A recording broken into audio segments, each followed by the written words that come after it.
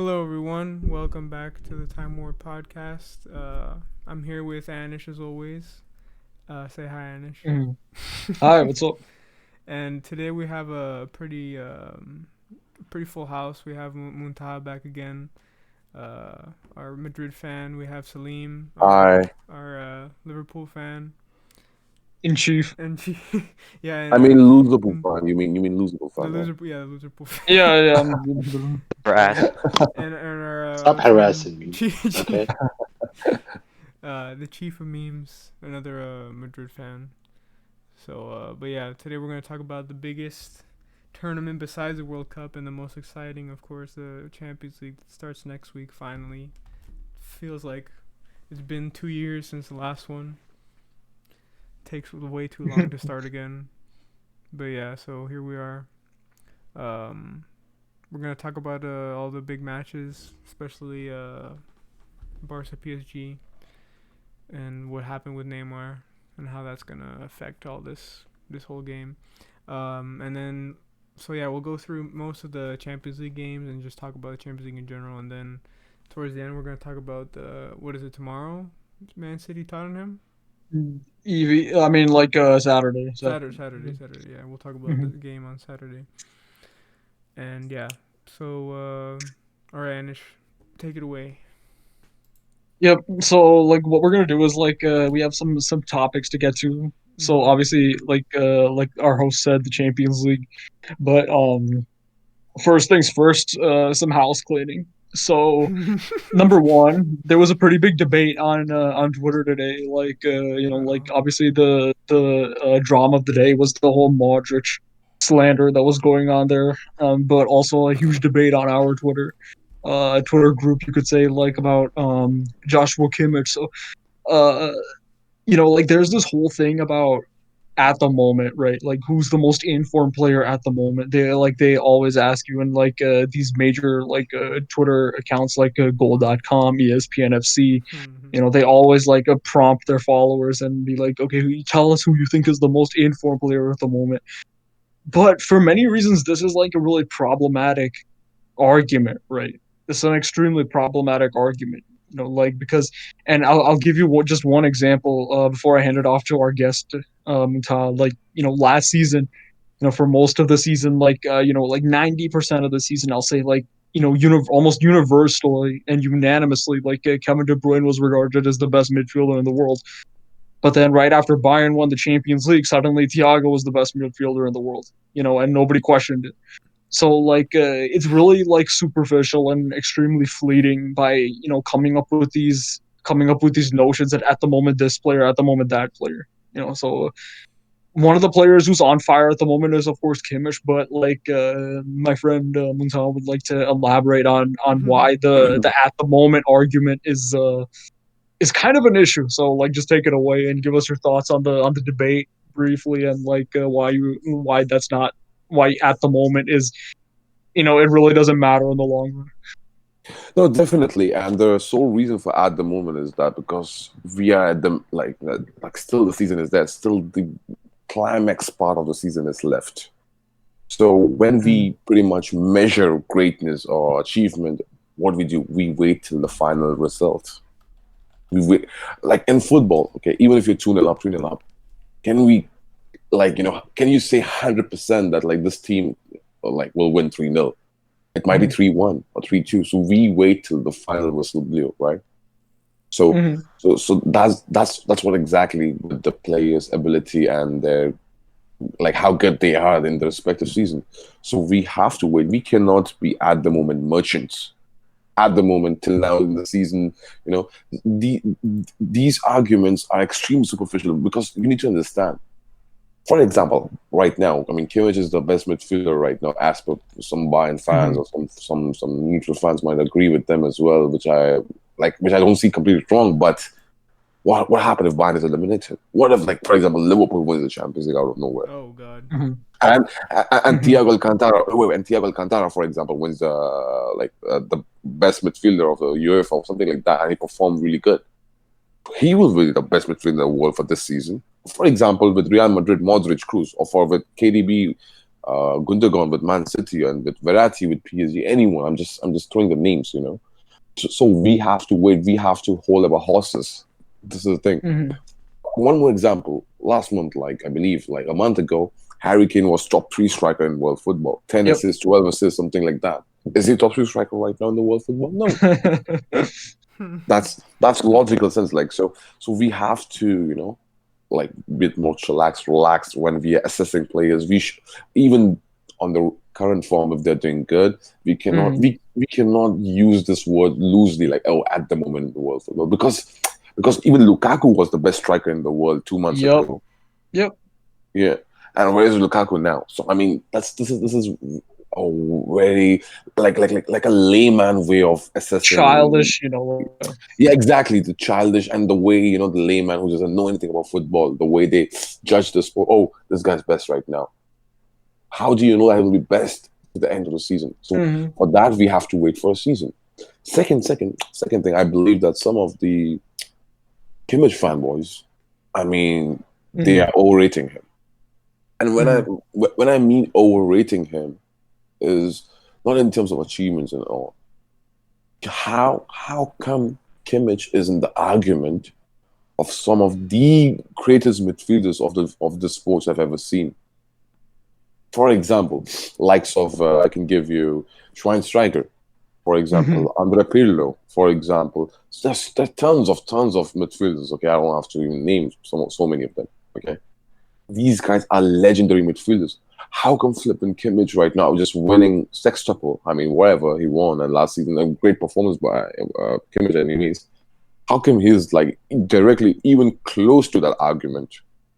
Individually, if you're seeing the player, his name is Kevin De Bruyne. To be honest, from last 4 years, he's been playing individually outstanding football. Let's be honest, regardless of playing style. Some people don't like his playing style of more direct crossing and less creative in terms of dribbling, like more flashy. He's not that flashy with his playing style, but he's more direct, right?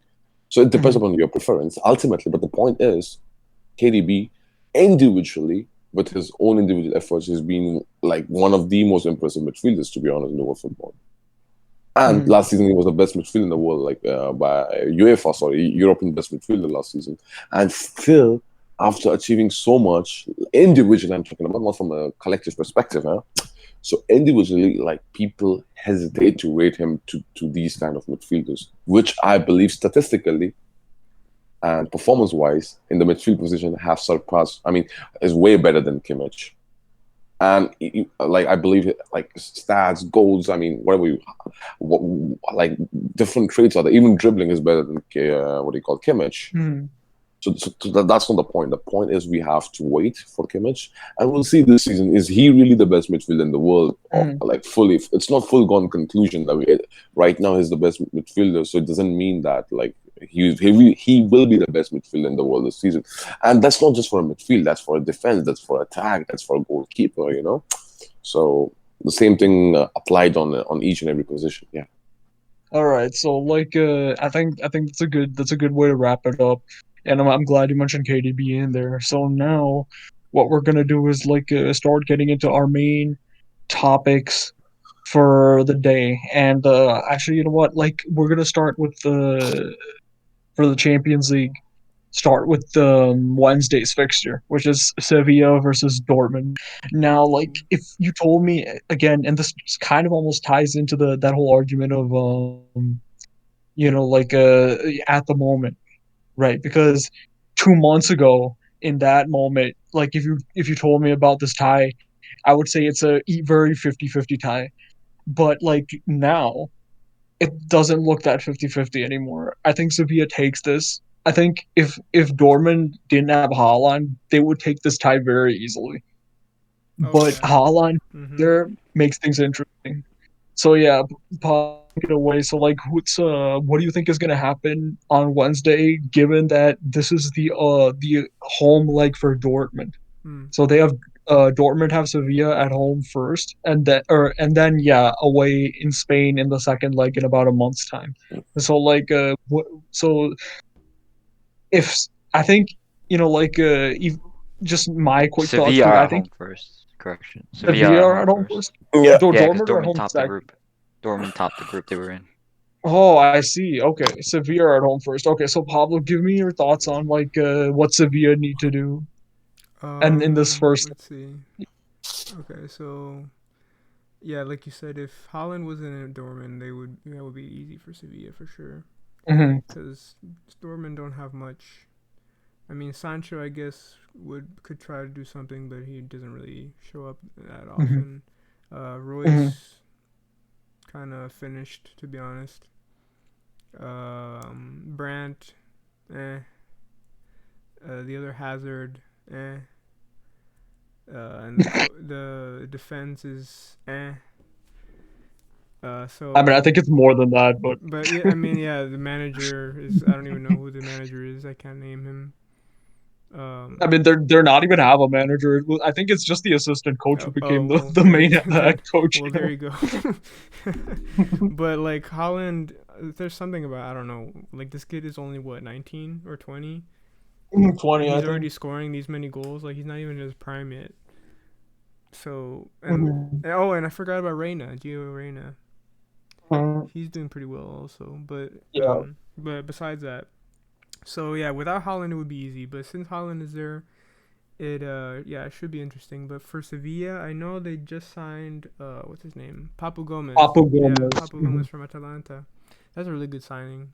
But Mhm. has he played in La Liga Yeah, he yet? played against Barca. Yep, Oh, he did. Oh, the 2-0. I didn't even Mhm. notice. Wow. He scored on his debut. I think it was against Getafe.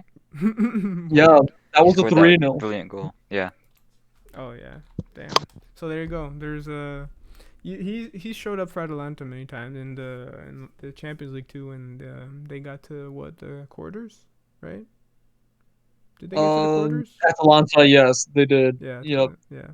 Mhm. So um, so yeah, they signed him. Kunde nutmegged. No, Kunde went through like what half of Barca's team to score Mm. a solo goal, and we know how good Kunde is. That's at center back, and I would think what's the usual center back pairing? Kunde Carlos and Kunde. and yeah, yep.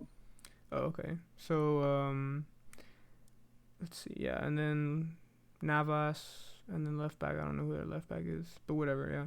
So I feel like I don't know. I just think that, like you said, with Dortmund being Dortmund, it should be easy for Sevilla, and Sevilla with their new signing and their run of form, especially after beating. I mean, not the run of form, but their confidence after beating Barcelona, should help them in the end. So I would say, should I give a score prediction? Yeah, you can. Yeah, Uh, this is like something for everybody. Like speaking after, if you want, you can give your score prediction, or if you don't have a prediction, you don't have to give it. But yeah, okay, so let's see. 3-1 Sevilla. I think I'd agree with that too. I'm going with something similar. Yeah, as well. I think 3-1 is about. So I know Mutaj just spoke, so I'll come back to you last. So let's hear from Salim. What do you think about this game and Haaland? I know you just said yeah. Who do you think? Okay, first of all, who do you think is better between Mbappe and Haaland? Let's just like put this out there now that it's on. Bro, this hater? You're the asking the the Mbappe's Mbappe hater? hater. Oh, I'm sorry, mate. I'm sorry, man. Oh my days, man. Which one is better? That's a good question, man. Really tough question, also. But I'm gonna Get the have hell to, out I of here. don't It's know. not I tough, to man. me they're It's both easy. 50-50. Bro, What? but slightly I would go with Mbappe. Slightly I would go with Mbappe. What do you mean by Slightly. slightly, man? You should go with like at least 70, 30, yeah? 70 No, Mbappe. no, no, no, no, no. Sorry, it doesn't work like that. It doesn't work like that. Slightly Mbappe for what he's done in the Champions League and all this stuff. And this game, well, one team is going to a different direction and another team is going upward. So who's gonna win? Tough to say. Without Haaland, I would say Sevilla would have cakewalked. It would have been Mhm. like it would have been like one of those games you just like. you watch the other games that are in, but you don't watch these. You just keep it in your mind and you see the score line. But I must say it's gonna be 60 to no, actually 70-30. I'm gonna say Sevilla is gonna win the first leg, and the second leg it's gonna end a draw. I think it's gonna end a draw. Is that's the only way? The only thing Sevilla needs to do is keep Haaland at bay. That's it. If they keep him at bay, you don't have to worry about Sancho. Sancho has been disappearing this year. Yeah, I don't exactly. know. Yeah. It's probably because of the failed transfer for Man United. Mm. You know, it affects your sight, your mentality. He was waiting to go there. Yeah, he is waiting to go, and Haaland is like the only deadly. And Mhm. also Dortmund's defense backline is ass. Oh So yeah, Mm. Finished. it's they're the worst. And Sevilla is who's gonna pair up with Kunde? Who's it? Is it Carlos. Diego. Yeah, Diego. Diego? Oh, then they'll make it difficult. They're gonna Mhm. and they also signed that Atalanta players, and when he played against Liverpool, he was the best player at Anfield. Like we couldn't even Mm. stop him. Like Gomez, like Papa Gomez, whatever his name Mhm. is. Yeah, it's gonna be a good game, but I believe Sevilla edges this. They should win, unless Mm. some crazy remontada or some crazy shit happens. Mm. Mm. Which, if it does, then expect this season to be the worst, most weirdest season because of. Mm. Other than that, Sevilla. I go with Sevilla. Mm. um, Okay, so with the VP chief of memes, what do you think is gonna happen in this first leg? What do I think? I think it's gonna be like more like I think it's gonna be like Sevilla trying to control the game. They're not gonna let it get it at hand because they don't want they're not gonna want Dortmund to do any damage or any hope they could have to the second leg. They wanna limit Dortmund and limit Haaland's service. Like take anything that Haaland will get, stop him. That's the only thing. That's the only way. I'm whatever technically because Haaland is the most dangerous player. He's gonna be the most dangerous player because if you could stop him, then you negate anything. I mean, they shown that in the Bundesliga. Like Haaland doesn't show up, they disappear. Like Dortmund become like they go into this shell that you don't even know what's going on. I expect Sevilla to do a lot of damage. Contain Haaland, stop him, mm, do the damage, and minimize anything what Haaland can do. If yeah, if they could do that, it's easy. They'll win. They'll go to the quarterfinals. yeah. Barring unless some crazy things happen, because this season, whoever's listening, know this season has been crazy. We could see, we could see, we could see Man City that's been going crazy go out. We could see a lot of crazy things happen. So, bearing that in mind, I see Sevilla winning Mm, unless some the craziest shit happens. yeah. Okay, so Ahmed, your thoughts on the first leg? I think I think everyone's made the point obviously that Sevilla are the favorites. I mean, they're as Salim said, they're trending upwards, and Dortmund's continually trending downward. Mhm. Dortmund they had a decent campaign in the if you look at their Champions League forms, they both had relatively like the same levels. I know Sevilla got battered by Chelsea, but that was a B team essentially of Sevilla that got battered by Chelsea. But Sevilla are a team that know how to play, and they know how to play in big games. Unlike Dortmund has proven Mm. themselves this season. Sevilla they just beat Barca in the Copa del Rey. They drew with Barca last time in the league. Their Europa League run last season was they beat United and Inter, who for a lot of people were favorites. I didn't see them as favorites, but a lot of people saw those two teams as favorites to win the Europa League, and they beat them both. And then in the Mm. Super Cup, they took Bayern Munich to extra time. So, and then in the league, they continually win. I think they're the best team in form at the moment in the league. I know we just talked about the problem with at the moment, but they've been trending Mhm. upwards since last season, since the Mhm. return of La Liga after COVID. Mhm. And I really think Sevilla are a team that has that European experience. It might be Europa League, but they have that European experience more than Dortmund have had in the past. Dortmund When was the last time they even made the quarterfinals? Does anyone remember? I mean, 2017, I think. Yeah.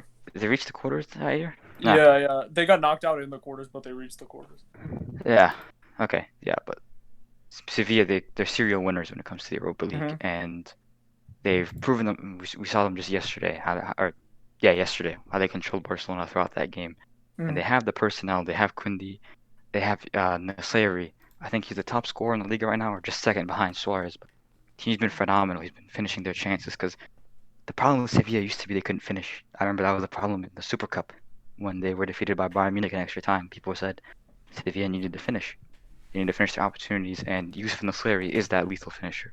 And he's not only a finisher unlike Haaland. I think he offers more to his team than Haaland does, even though Haaland might be the more prolific goal scorer at the moment. Plus, Dortmund's defense has been very shaky. They've conceded how many? I think it's almost 30 goals in Bundesliga already. I'll tell you exactly how many. Yeah, it is. I mean, they're currently 6th, and they conceded 30. Yep, 30 goals. Yeah. Meanwhile, Sevilla are 4th, just behind Madrid and Barca by 1 or 2 points, and they've won I think all of their last 5 league games. They've beaten Barca in the Copa del Rey. They're not just winning; they're playing well too. They beat Getafe 3-0. They dashed Valencia 3-0. The only team they've lost to recently is Atletico Madrid, and that was they barely lost that game. I think it was 1-0 or 2-0. Something to that score line. And Dortmund, they're simply just a Haaland and Inshallah merchants these days. Sancho's very inconsistent. And even when he does perform, he doesn't quite offer that play that he should be, the play that United expect from him. For example, that X factor. Yeah. It's all just been Haaland just trying to score, and that's been Dortmund's entire strategy. It's similar to how Barcelona is just Messi and Inshallah. When it comes to Dortmund, it's Haaland in the final third of Inshallah. Yep. At this rate. And Sevilla, they have they have Nasiri, they have Kunde, they have Rakitic, they have Carlos, and their goalkeeper Bono's pretty solid. Like they have the squad to do something. On the bench, they have De Jong. They have numerous defenders off the bench that match their defensive quality. So they have the depth to, I think, beat Sevilla. I think it's just a matter of keeping Haaland quiet, which personally I don't think it will be that challenging for Sevilla because he doesn't get much help from this Dortmund team. I mean, this Dortmund team struggles against opposition like Paderborn and whatever other teams fill the bottom of the Bundesliga. In fact, third, I think Paderborn are second division. I think they barely beat them in the cup. Deserves a better team, man. Haaland. Oh, for sure. Yeah, for sure. He's gonna be leaving if they don't make top 4. Oh, definitely. Haaland has to be in the Champions League next season. Yeah, but overall, there's just so many things for Sevilla, and again, not only are they winning, they're playing well doing it. I mean, Lopetegui has taken this team from, I think they were 6th in the league. I think the season before, I'm not exactly recalling, but Lopetegui has done massive strides with this Sevilla side. And I mean, they lost Reguilón, and they still have managed to recuperate after that, which was a big loss for them at the time. And they got Gomez from Atalanta, and he's meshed into the team. We saw the goal against Getafe on his debut. And they've been solid on both ends of the ball, so I don't see Dortmund really being able to hold much of a candle to what Sevilla have done. And I think the dark horses of this tournament is Sevilla. People said this about Dortmund last season, but I think this season Sevilla the team that can go far, quarters, and maybe even a semifinal. Because my bad, Sevilla's just they've been excellent, and it's not just the past couple of weeks. It's been that way since even before June. You could say they've been having a phenomenal time. They have the players. There's no reason I think for them not to. And for first leg, considering should be in Seville, or away from Dortmund at least, because I don't know what the whole COVID restriction is going to be for Spain. But I think Sevilla take this comfortably. I think I see 2-0 or 3-0 win for Sevilla. I think they'll keep Haaland quiet for the entire 90 minutes. And then obviously Sevilla go through. Okay, sounds good. Yeah. So our last speaker, I'm gonna come back to Montana. So give us your thoughts on Sevilla's form in La Liga, because I know you watch a ton of La Liga. And, Haaland, Yeah, so when it comes to Sevilla, actually this is bad news, big blow from Sevilla's standpoint of view. Like last week they played Getafe, Lucas Ocampos was injured. I think that guy is the best attacker or I should say, the best player actually for Sevilla this season, and in fact last season. So Lucas Ocampos was like the heart and soul for Sevilla attack, at least. Was injured, and he even played against Barcelona. Look what happened. Even they beat in Barcelona 2-0 without Lucas Ocampos. So Sevilla looks extremely strong, and from a tactical standpoint of view, I mean, I believe that Dortmund is the best team they can face at this point. Mm-hmm. At this stage of Champions League, I believe Dortmund is the perfect team they should play against, because Dortmund will come and press them, and they will try to beat the press of Dortmund. Right now, if you tell me who's the best player for Sevilla, I believe it's either Escudero, who's the left back of Sevilla, and this guy Jules Koundé. Jules Koundé has been, to be honest, one of the best defender in the world right now. I mean, from this, in fact, last season, I believe he's top 5 defender in the world last season, and what he's doing this season is insane, man. So, I mean, look at the goal against Barcelona. That's his technical side of his football, but defensively, he's sound as well. And sorry to interrupt, but just to point out, Sevilla have only conceded 1 goal in their last 8 games with that center back pairing. I think they've had that for all those games. They've only Diego conceded 1 in the Carlos, last 8 games. Yeah, so with Diego Carlos and Jules Koundé, excuse me, yeah. So with Diego Carlos and Jules Koundé, they have been phenomenal. They are like with the way they are playing. Sorry, yeah, the way they are playing right now, the football, it's like insane.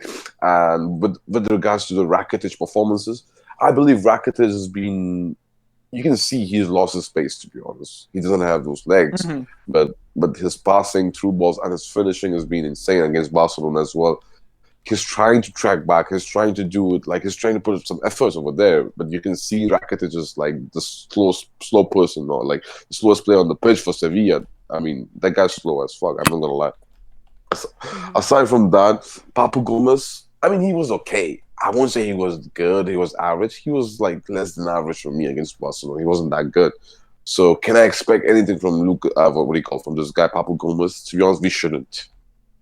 And we talk about Sevilla and Europa, Sevilla and La Liga. The Sevilla side has been used to of playing in these 2 competitions, right? From decades, I believe, or from seasons after seasons. But when it comes to Champions League, I believe they have hard luck of finishing, taking their chances. Even in fact, in 2018 against Bayern Munich, they gave tough time to Bayern Munich in quarterfinals. Really tough time. Yeah, but they couldn't able to finish the chances. Again, this is the biggest issue with Sevilla. So we don't know how they will respond to the team like Dortmund. Ultimately, this Dortmund side is like kind of bottler. Let's be honest, they are not right now at their like the current form is absolutely disgrace for Dortmund. So we cannot. It's not full-gone conclusion that Sevilla will be winning this game that easily.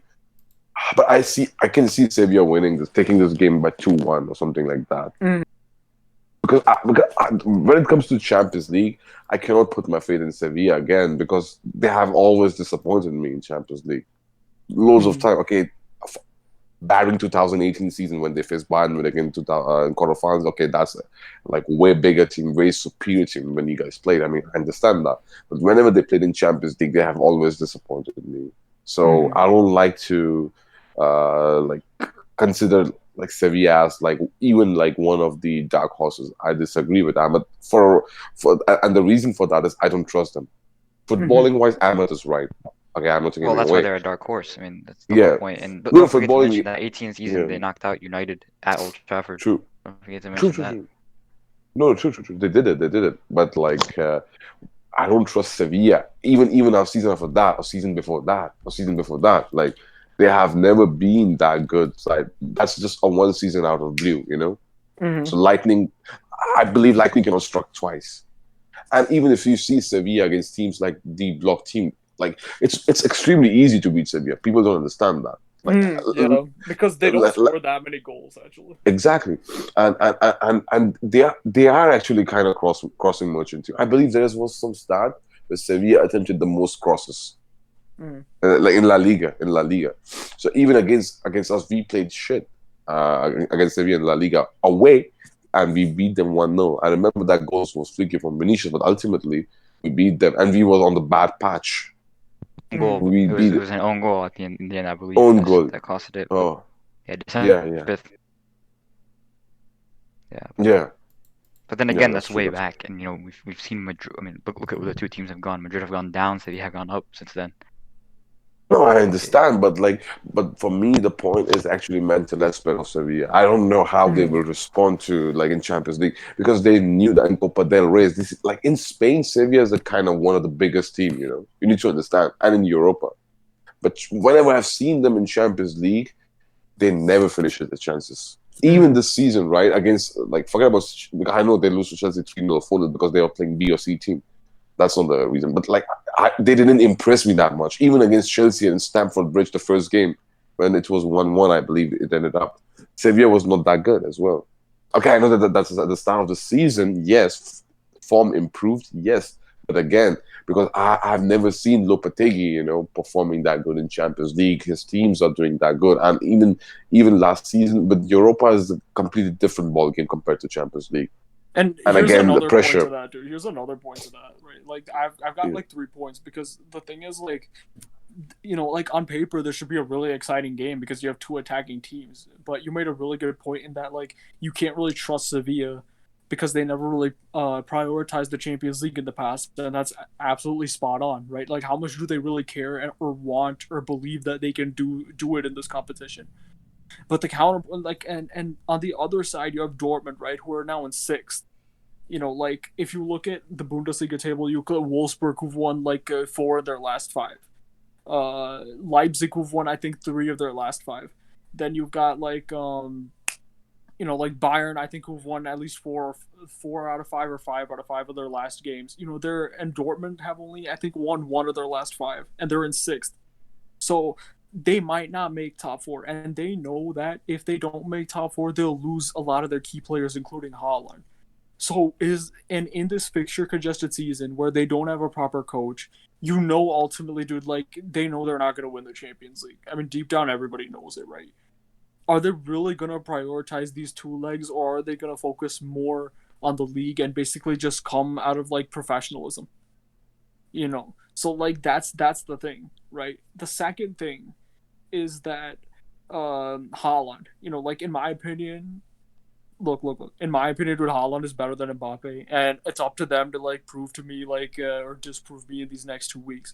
But one of the key weaknesses of Haaland that Sevilla center backs can really exploit is Haaland surprisingly isn't that good in the air. Last season, he didn't score a single headed goal. Yeah. Actually, he hasn't scored a single headed goal. He can win some of the balls in the air, over the likes of Koundé and Diego Carlos, who are relatively much shorter than him. But I don't think Haaland is going to score a header on them, despite the height difference over there. So that's a significant advantage to Sevilla's center backs in that key battle, probably the most key battle of this tie. The second thing is Dortmund's midfield. A really crucial thing from the Dortmund standpoint is that they're always been a counter-pressing team. They like to beat you through counter-attacking and through transitions. Especially when they get transitions very high up the pitch, that's when they're extremely dangerous. But the thing is, their midfield is so light right now. Their last game, they played a 4-1-4-1, which is an extremely high risk and very bad formation, honestly. So Sevilla I think Sevilla will really fancy their chances because Dortmund is actually a very good tactical matchup for them. They can try to replicate to an extent Bayern's template that Bayern always use, where they really squeeze Dortmund and starve them of the ball and just dominate them. Of course. Can I? Yeah. Go ahead. Can I quickly I just want to address one more point because Ahmed made a really good point over there by mentioning En-Nesyri. En-Nesyri has been consistent striker. Yes, definitely. But I have never seen En-Nesyri to perform in the big game under big pressure. Under pressure. Yep.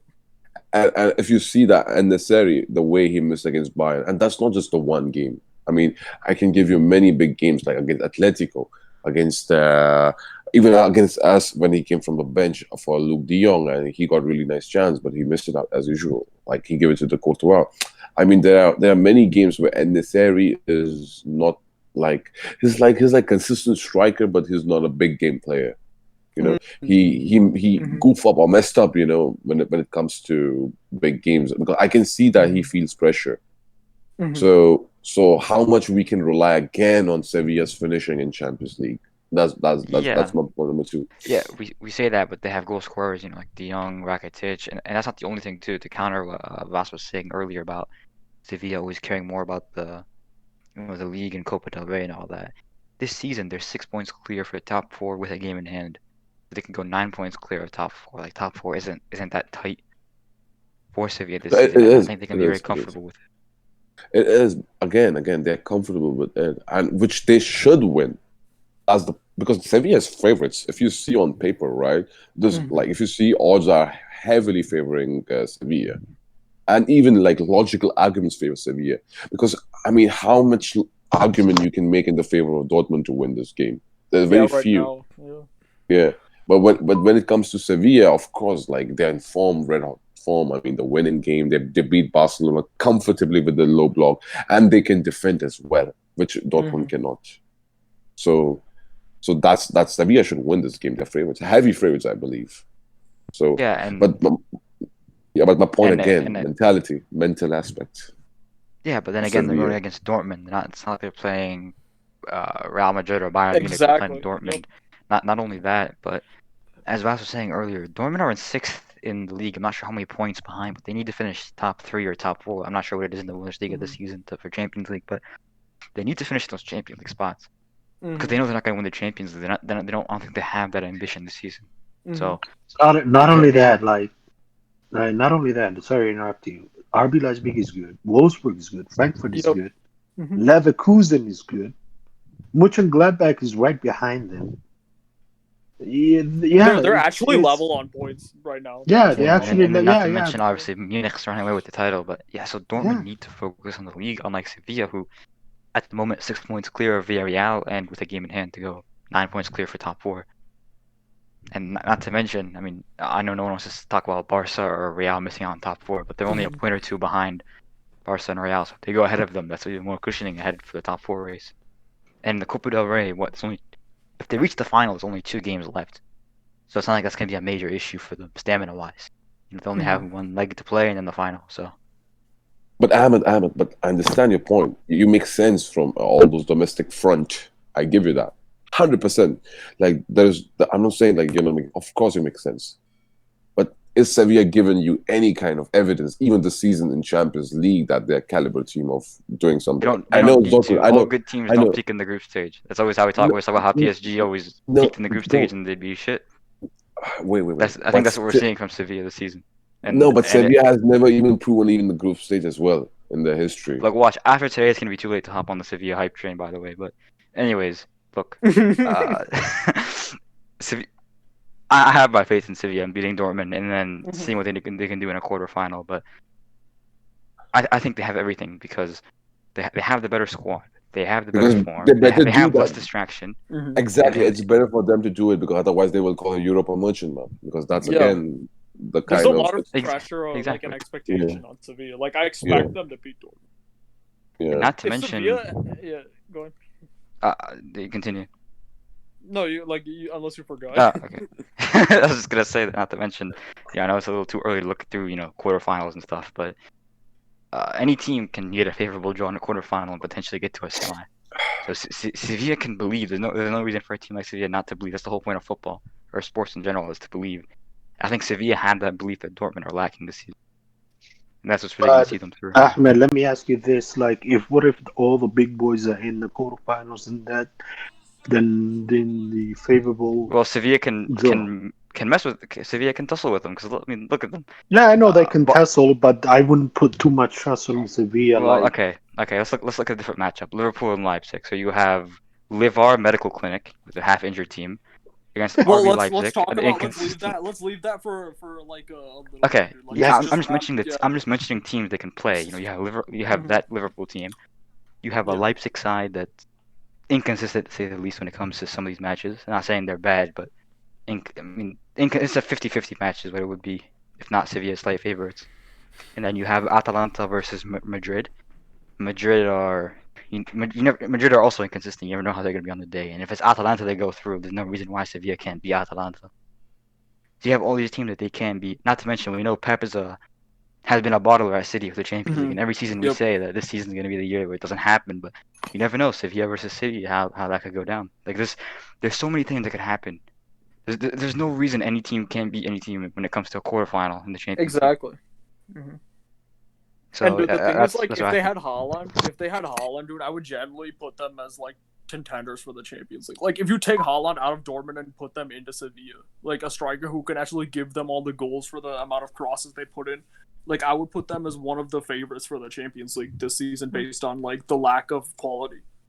Yeah, but again, the way Nasleri plays more than just the finishing, I think it's more suited for the way Sevilla, because sure Sevilla cross a lot, but they do a lot more than cross. There's a lot of interplay in midfield too, and they pass a lot too. That's another thing. Nasleri is, I'm sure, better than Haaland at doing that. So I don't know how clear that would be, but By the way, one more problem with Sevilla. People don't want to talk about that.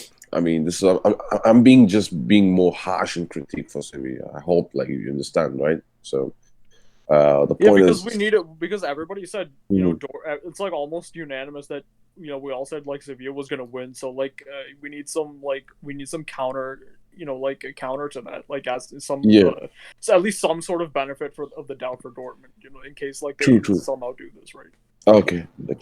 So with respect to Sevilla again, who's their fullback? Alex Vidal, right back, and left back Escudero. Escudero is one of the most inconsistent left back I've seen.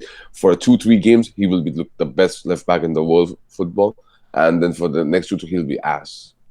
And Escudero is not good defensively. I'm sorry, I've seen Escuderos from seasons after seasons, and Alex Vidal is flipping right. I mean, their backup right back. So I don't know. And there's a Suso. Question. Okay. Yeah. And Sevilla last season, if you see why they were so good, Ocampos on counter-attack. And the way he was penetrating in the Europa League last season, to be honest, Ocampos was the best player for Sevilla last season. If anyone says Jules Koundé or Yacine Bono, I disagree with that. Ocampos was the best player, and he is out, and he's been recently out. He's been injured. And even against Barcelona, we know how shaky is Barcelona at times, and that was, let's assume that's not a Champions League. I believe that, because if that would be Champions League game, Barcelona would have come with some kind of different approach. But yeah, and then they would have chosen the second leg. So. Not to mention, don't forget, this is Barcelona. Copa del Rey is Barcelona's competition. Yeah, let's not forget that. That has been no, but they lost in final to Valencia, bro. Come on, let's be honest. Bro. Yeah, but they still got to the final. They still, and what, they won it 5 years. No, but last season they lost to Bilbao as well, if you remember, right? Yeah, but in the grand scheme of things, for the last 10 years, you could say Copa del Rey has been, for the most part, Barcelona's tournament. No, I agree with you, but that's not the same Barca what we actually with. Let's because this is not the Barca's philosophy this current Barca is playing right now, all from last 2 seasons, because from last 2 seasons Barca has been known as for a team who give everything for the domestic competitions, you know. So I agree with you to some extent. Barca is a big team to beat, but not like out of the blue. There was a chance where Sevilla could have won that game, and that happened actually, you know. And we know, to be honest, the way Barca played against some of the teams, right? Away Barca is shit. Somehow they are playing such a small, shitty ass teams in La Ligas, and away games they're winning. So because of that, people thought Barca is back into form, but they are not actually. We're definitely going to talk more about that later as well. That's a really good point. Yeah, and then we say that, but then who is Sevilla's right back and left back? I think it's Guerrero and who's the other one? Sevilla. No, he means Dortmund. Dude. Dortmund. I meant Dortmund. Who's Dortmund's left and right backs? Oh, okay, Guerrero. They're actually playing Emre Can. Guerrero and Can. I don't see that pairing even holding a candle to like that Sevilla attack in midfield. Bro, but you have Suso on the flank of Guerrero.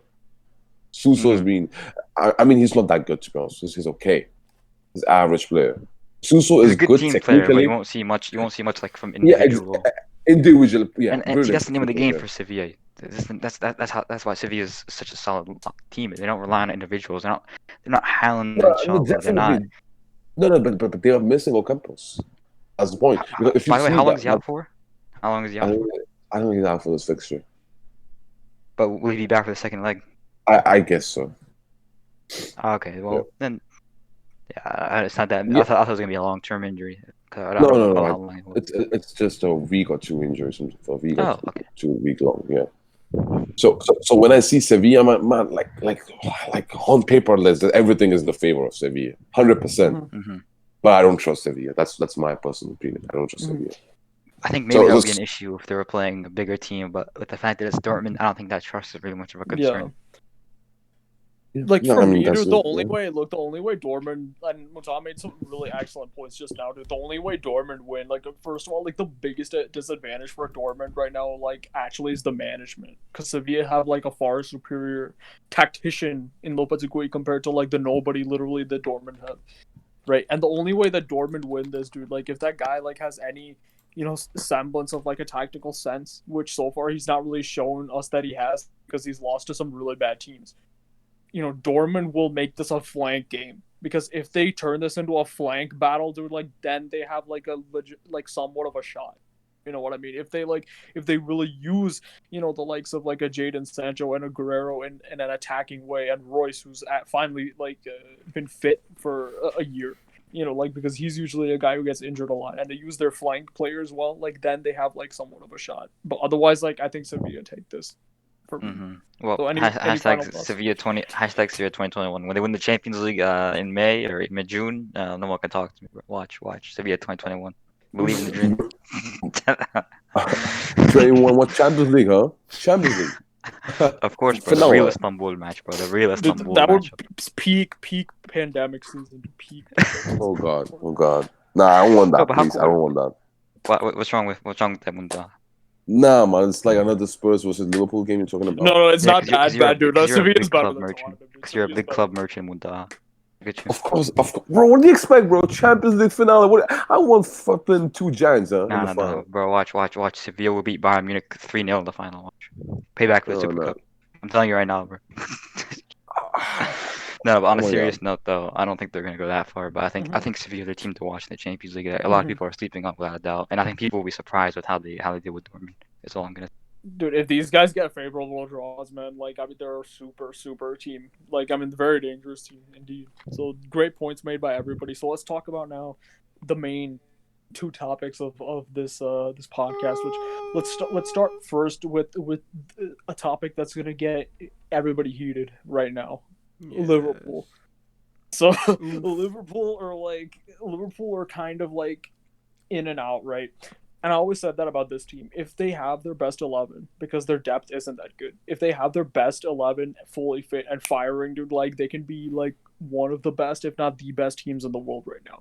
They can give Bayern a big scare. They probably can beat them. I'm not kidding. If they have everybody fully fit and at their best, they probably in this specific competition would beat City in this specific competition. Maybe in the league or domestically, City would beat them. But if it's Liverpool at their very best versus City at their very best in the Champions League, based on the history, I would have to edge it to Liverpool. But the problem with this season is congestion. I think a lack of rotation over the past couple of years, which I've always said, like was going to be eventually an issue with this Liverpool team. And, just key injuries to like really important players, probably the most significant of which is Van Dijk and Jota, the new signing who really took off early on in the season, but it was cut really short and we couldn't really see the end product of that. Leipzig deserved to shoot their shot. And I'm glad this fixture wasn't just completely forfeited, and Liverpool get the 3-0, because like that would be completely just sad. And it's sad that so many countries banned travel from England, and all these fixtures I'm hearing get to be played in Budapest or whatever. But anyways, there's no fans, so it's fine. Leipzig deserve to shoot their shot. They've only conceded 17 goals in the league this season, and I think even without a Timo Werner, they're still like a dangerous threat for anybody. They're kind of like a Sevilla type of team from Germany. Last season they upset Atletico without the likes of Werner. So starting with Pablo, and then we'll go to Mutai. Like, how much of a chance do you guys give to Leipzig in this tie? Because overall, I still say Liverpool are the favorites, but Leipzig can do something to hurt them. So, what do you think is going to happen? I'm just gonna say it flat out. Leipzig is gonna win somehow. I don't care. I'm just gonna say it. I don't care. I don't have to give any reasons. I'm just gonna say flat out, Leipzig will find a way to win. So, yeah, that's it. That's all I have to say on that. Okay, Muta, what do you think? I'll give a score. I'll give a score though. Yeah, okay. What's your score? Do I just the first leg or overall? Yeah, just the first leg. We'll just look at the first leg, because things might change later. You know. So. 3-1 Yep. Leipzig. Okay. That's pretty bold, but yeah. Yeah, 3-1. Go ahead, Munta. If you're there. Yeah, for me, oh God, Liverpool. For me, the injuries has been the big issue for Liverpool. Obviously, like let's not fool ourselves again. You know, when we discuss about the Liverpool issue, it's injuries, and all of the three centre backs are out, and then you have Fabinho and Hendo in defense. As if some Liverpool fans in this chat will say, "Okay, Kabak will perform" or something like that. That's like over expectation from some of the players and expecting a lot who haven't proven yet. Let's be honest, okay. And Leipzig, I think it's away, right? Because Leipzig is like they're playing Yeah, Leipzig. it's in Budapest. It's in Budapest. Oh, Budapest. So wait, that's Neutral. wait. Neutral ground. So that's like wait, but that's like home for Leipzig, right? Yeah, technically it's like a home for Leipzig is Budapest. Yeah. Okay, so if Liverpool score one goal, that would be like considered as 2 goals, like away goals. It's an right? away goal. Yep. Okay, so that. Oh my God, no, that's an advantage for Liverpool. Yeah. I still say Liverpool are overall the favorites. Yes, this is advantage for Liverpool because if you see that, I mean, ultimately, Leipzig is not used to of that stadium in Budapest in Hungary, I believe. That's in Hungary, yeah. So, I mean, again, this is like if Liverpool showed up and the pressure is on Salah now. To be honest, the pressure is on Salah. Huge pressure. Yes. Huge pressure. Yes. And now, like they have to kind of repeat what they did back in 2018, where the defense was not that good, but the attackers was contributing, and like offensively. What I mean offensively means Salah, Mane, and if you have Firmino and all whatever. So they have to do it. I believe Liverpool win. You know what? Okay, Liverpool losing this game 2-1. I mean, 2-1. So but they're still coming with that away goal. Yeah. That's a good prediction. Good prediction. Yeah. Okay, so Saul, this interesting perspective from you. So we'll do a mini preview for Leicester versus Liverpool on Saturday morning. So like, what do you think what do you think is going to happen in that game? As far as the lineup and the result, how do you think it's going to affect the Champions League? He's gonna rest some key players. I think the midfield, like I believe Henderson and I think this game he's gonna probably play the two center backs and bring those two central midfielders back to their midfield position. Because if you look at it, Liverpool major problem is injuries. Then what happens when you remove two of your best DM and one of your best CDM and your captain out of their position, and you tell them to play a center back and makes your center back, it unbalances the whole thing. It throws Thiago off, it throws Junior off, it throws everybody off. Like, you're not getting service. You got Salah has to do the 17-18 season because he's been carrying Liverpool. Let's be honest. He's the one who's put a shoulder on himself and said, let's go. I'll get the goals. Whatever we can do, we can do. So I think like he's gonna risk play those two center backs. He has to because they have to get a game time. He had 1 week off now to sell them in, show them center backs positions, like the videos and all that tactics, how they run center backs. And I think the lineup will be. I think Robertson will be rested.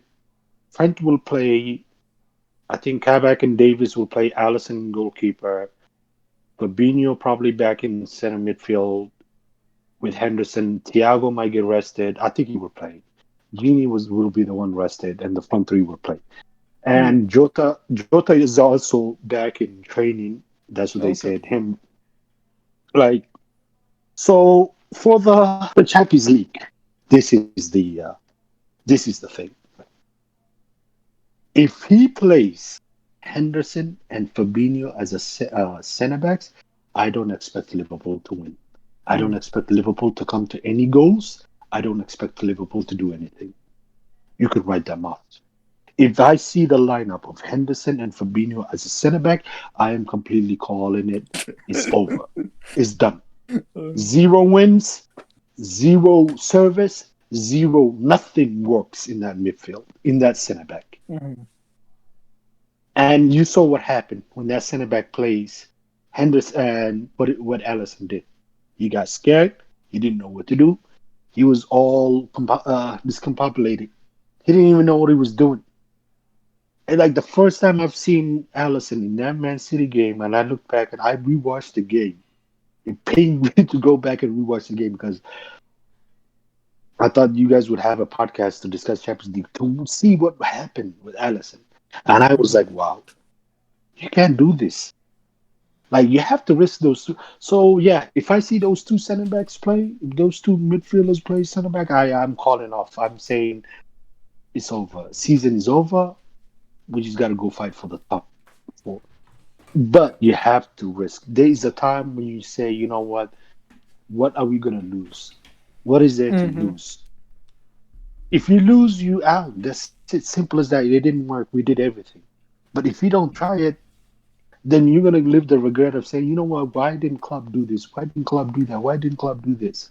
So I don't want to also, you have to understand his mom passed away, so a lot of factors like club could be emotionally not invested. If your mother passed away, I mean, there's no way your mind is gonna be 100% with the team because you're worrying about your mom.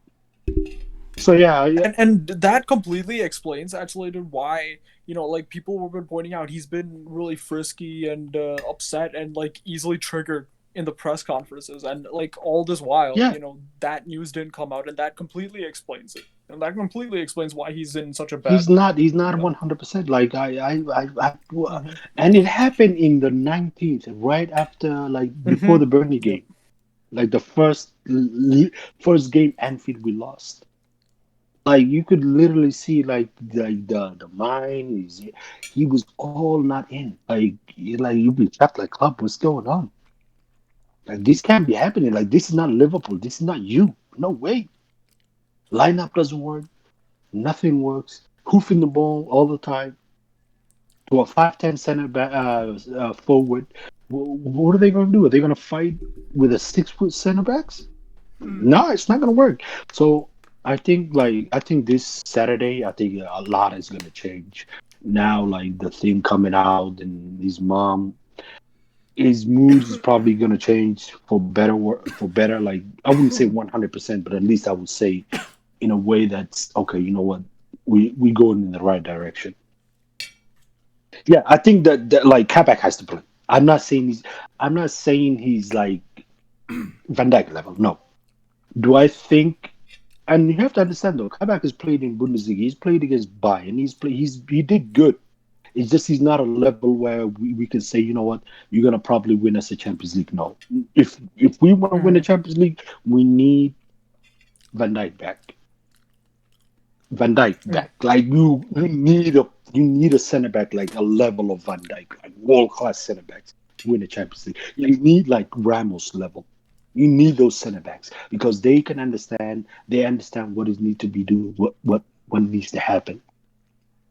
Like if you look at it, all the Champions League winners, like all those center backs are world class center backs. Everyone you look at them, you're like, okay, you know what, these guys is world class center backs. Okay, these guys Mhm. are world class center backs.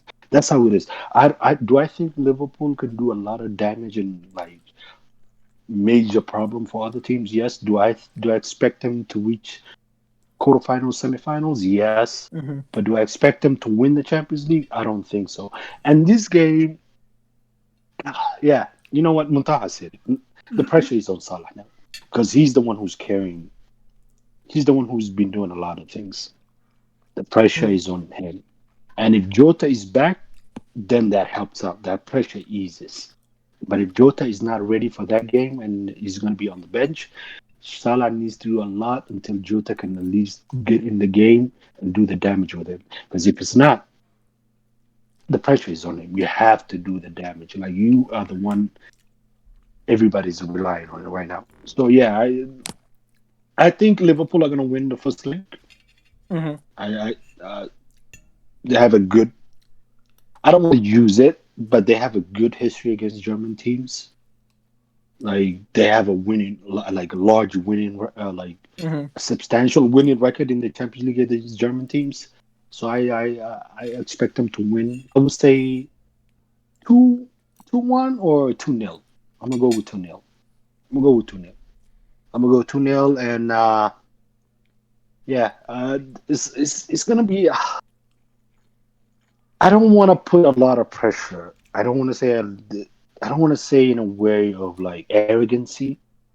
I don't want to sound like, oh, we're gonna batter them. No, I don't. I don't think so. It's gonna be a tough match. I think it's gonna be. I think it's gonna be like Nagelsmann trying to cancel out Klopp's tactics. Because if you look at it, both teams they use not highlight, but Nagelsmann also uses the gegenpressing. Mm-hmm. Like he's also pragmatic. Like he can drop off. Like and also like teams probably are going to study how other teams are playing. If you like, if I'm going to beat Liverpool, I'm going to study how Man City beat Liverpool. Like Mm-hmm. what Man City did that second half is the way I'm going to beat Liverpool. I think Drop Allison's. off. That means that's bad for Allison. Yeah, yeah, and drop off. I mean, if those two like midfielders play as a center back, yes, you have to like press them. That's what they did. Man City knew, you know what? These are two makeshift. Let's press them. And they also, you know what Man City did? They conceded possession to Liverpool. They said, "Take the ball, try to break us down. We're gonna counter attack. That's what we're gonna do." And that's what they did. Like if you see like the goals, like if you look at it like the possession wise, Man City had less possession even when it was 1-1. Man City wasn't trying to get the ball. They switched. Like Man City way and Burnley and Brighton, like drop off, stop the crosses.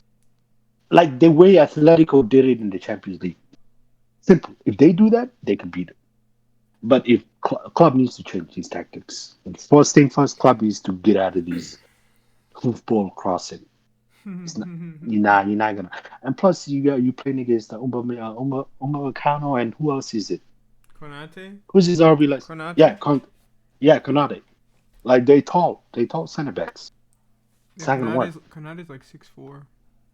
Yeah, I mean definitely you want 5'10" forwards and 5'9" wingers? Nah, I don't think so. Yeah. But I think we need to get away from this football that Klopp is bringing. Like we need to play. If Klopp is to do a damage in Liverpool, go back to 17-18 season. Gung That's ho, what everybody seems to press, be saying. Yeah. press, press. It was a 90-minute living like press. Like that's what he was. Klopp was doing. Like that's all we did in the Champions League in that year. We pressed the daylight out of teams. Like gung ho, all attack, gegenpressing, full 90 minutes. Like we made other teams tired. I think that's what he's. I'm gonna say 2-0 to Liverpool. Other than that, All right, let's do it. no. You know what? I'm gonna say other than that, it could be 1-1. It could end 1-1 if everything is right. But I said it, and I said it. I repeat again. If Henderson and Fabinho are playing centre back, kiss it goodbye. Liverpool are not winning. And what's your prediction for the Leicester-Liverpool game scoreline? I'm gonna say 2-0 to Liverpool. I think we will be back. Okay. Yeah, because that's a really big game, honestly. See, if Liverpool win that, it'll give them amazing confidence for the Champions League. You know, because that game could have huge implications, like for the momentum of both the teams, because Leicester have top 4 aspirations as well. Okay. Yeah, so, well, we have Chelsea and We have Chelsea and what was it? West Ham. This is the no lose game on Saturday. Mm. So Klopp has to be no nonsense. This makeshift pairing center backs. Nah, you need to play those two center backs. You bought them for a reason. Play them. Let's see if it works out. If it doesn't work out, you can you can have like say what, we can blame FSG. Like FSG did this. Yeah. No. Okay, so what's your thoughts? Liverpool think- versus Leipzig. Yeah. I think Salim was spot on with the importance of not playing Fabinho and Henderson as center backs because it's not that they're terrible center backs necessarily, because especially Fabinho, he's shown that he's capable. It's that their lack of presence in midfield is what Liverpool need, and they don't have, because Van Dijk was more than just a center back when it comes to these performances. If you watch Liverpool, a lot of the passes upfield that were to be accurate passes to Salah, Mane, or Henderson would be from Van Dijk. Van Dijk was essential from getting the ball back and distributing it forward, and they're lacking that now without Henderson. So I mean Van Dijk. So then when they play Henderson and Fabinho back, the midfield just doesn't flow the same. Not to mention they're not as good defensively, obviously, as Van Dijk. So I don't think Liverpool are keeping a clean sheet. I don't think 2-0 is in the realm of possibility, because Liverpool can't keep a clean sheet because sure, Leipzig aren't the most lethal finishers, but Liverpool have had some warning signs. They didn't just get slapped by City; they capitulated against City. And then it's been happening this season multiple times. They've been losing matches like this, and I don't think that's something they can sustain. And Sadim said they should rest Robertson against Leicester.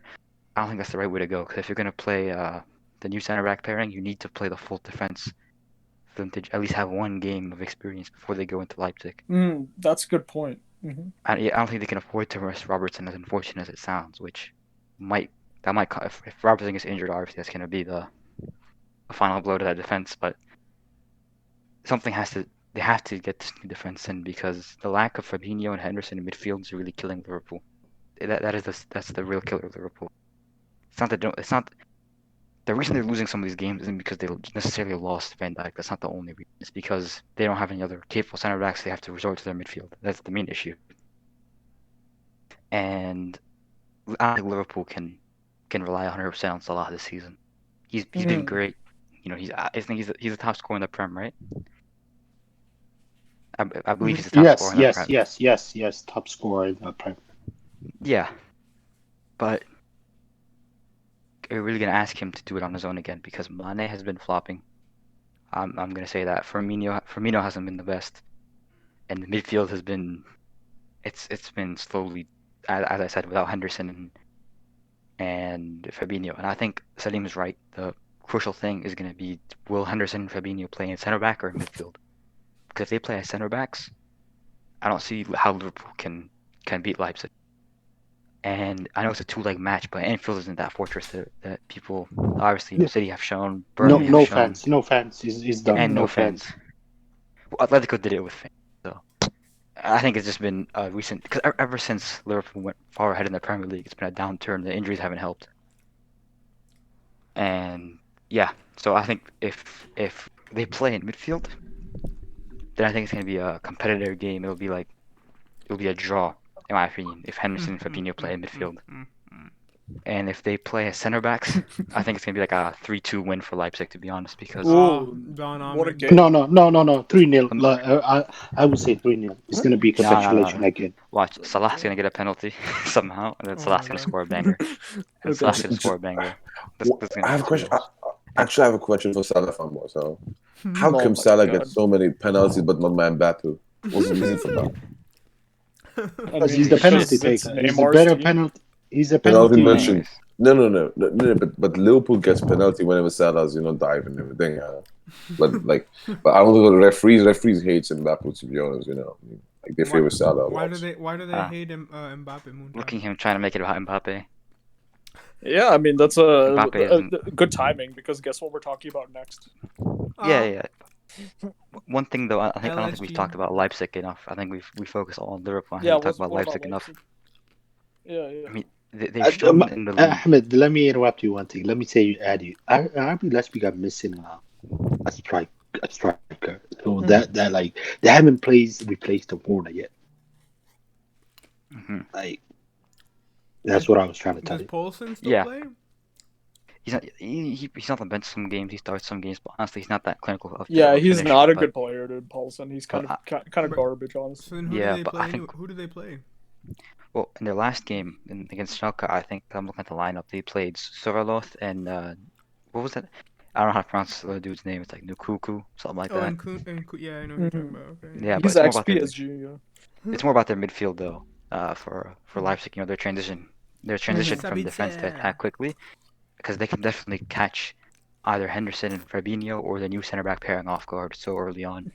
That's the thing, dude. Yeah, Their top yeah. scorer is Angeli. Imagine. Oh yeah, him and that's this is another thing too. The fear for Liverpool is Henderson or Fabinho or a new center back pairing could just get caught off guard on the counter a lot easier than typically, especially with the way Liverpool play. And if Klopp tries to play the 17-18 style, that could easily backfire on them because this attack isn't the same as it was in 17-18. So And yeah, it's a really brilliant point. Whoever brought up Angelino, like, props. I don't know if it was Ahmed or Salim, but big props there. Because, see, like, absolutely, Salim was spot on when he said, Nagelsmann was going to try and replicate Pep's template, with his own sort of, like, twist on it, with his players and his unique formation. And one of the key, aspects of, like, Pep's strategy against Liverpool was that he overloaded the left-hand side, and then whenever things got too crowded there, they switched the play. It was almost kind of like a twist on the bait and switch tactic that Klopp uses when Liverpool attack, right? And the reason they did that and why Angelino is like a really crucial player in this game is because I believe, and it's not even been talked about yet, but like Trent, they're going to target Trent in this game. Specifically, Angelino will target him. Absolutely, that's going to happen. Like, so his defending has been Atrocious. subpar at the least. Not atrocious far. is a fair word. Atrocious. I really don't care if the Scousers can come after me, my fellow Scousers fans.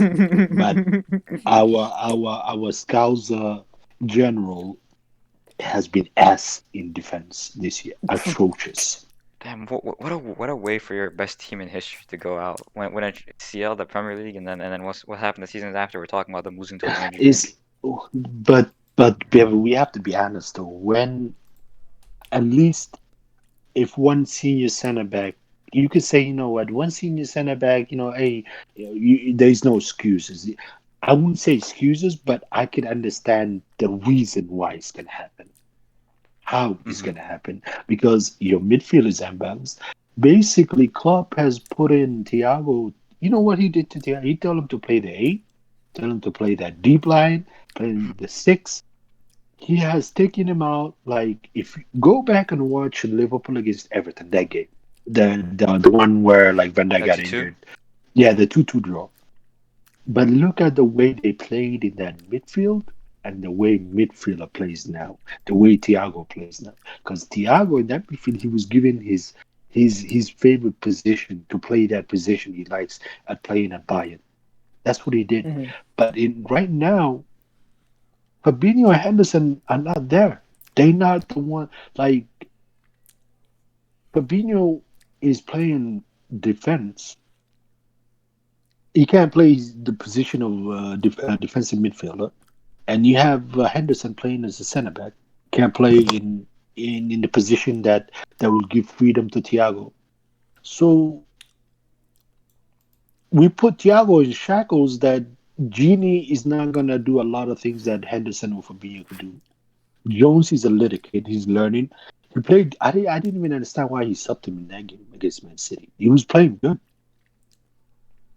And I'm kind of like, what? Like, you played Milner, 35-year-old. What is he gonna do? Any chance to play Shaqiri? You think? Maybe I would say like if you use Shaqiri as a sub, yes. Like, bring him in like 60, 65 minutes. Take one of the like go pivot, like like a diamond formation, like. You know. But you're not gonna use Shaqiri if you don't have Oh, Don if we're gonna Shakiri. use Shaqiri, it has to be Thiago and Fabinho. It has to be that because Fabinho can do a lot of the defense. He knows, understands what he needs to do, and Thiago can do what he does at his position. But you can. So I don't see. It's gonna look. I'm gonna say the prediction is that, but my prediction will change the moment I see the lineup. Is that Mhm. just like how my prediction changed? I said we will win. I said in Twitter in the Discord, our Discord group, when I said we will beat Man City. But after I saw the lineup, I knew immediately, no way.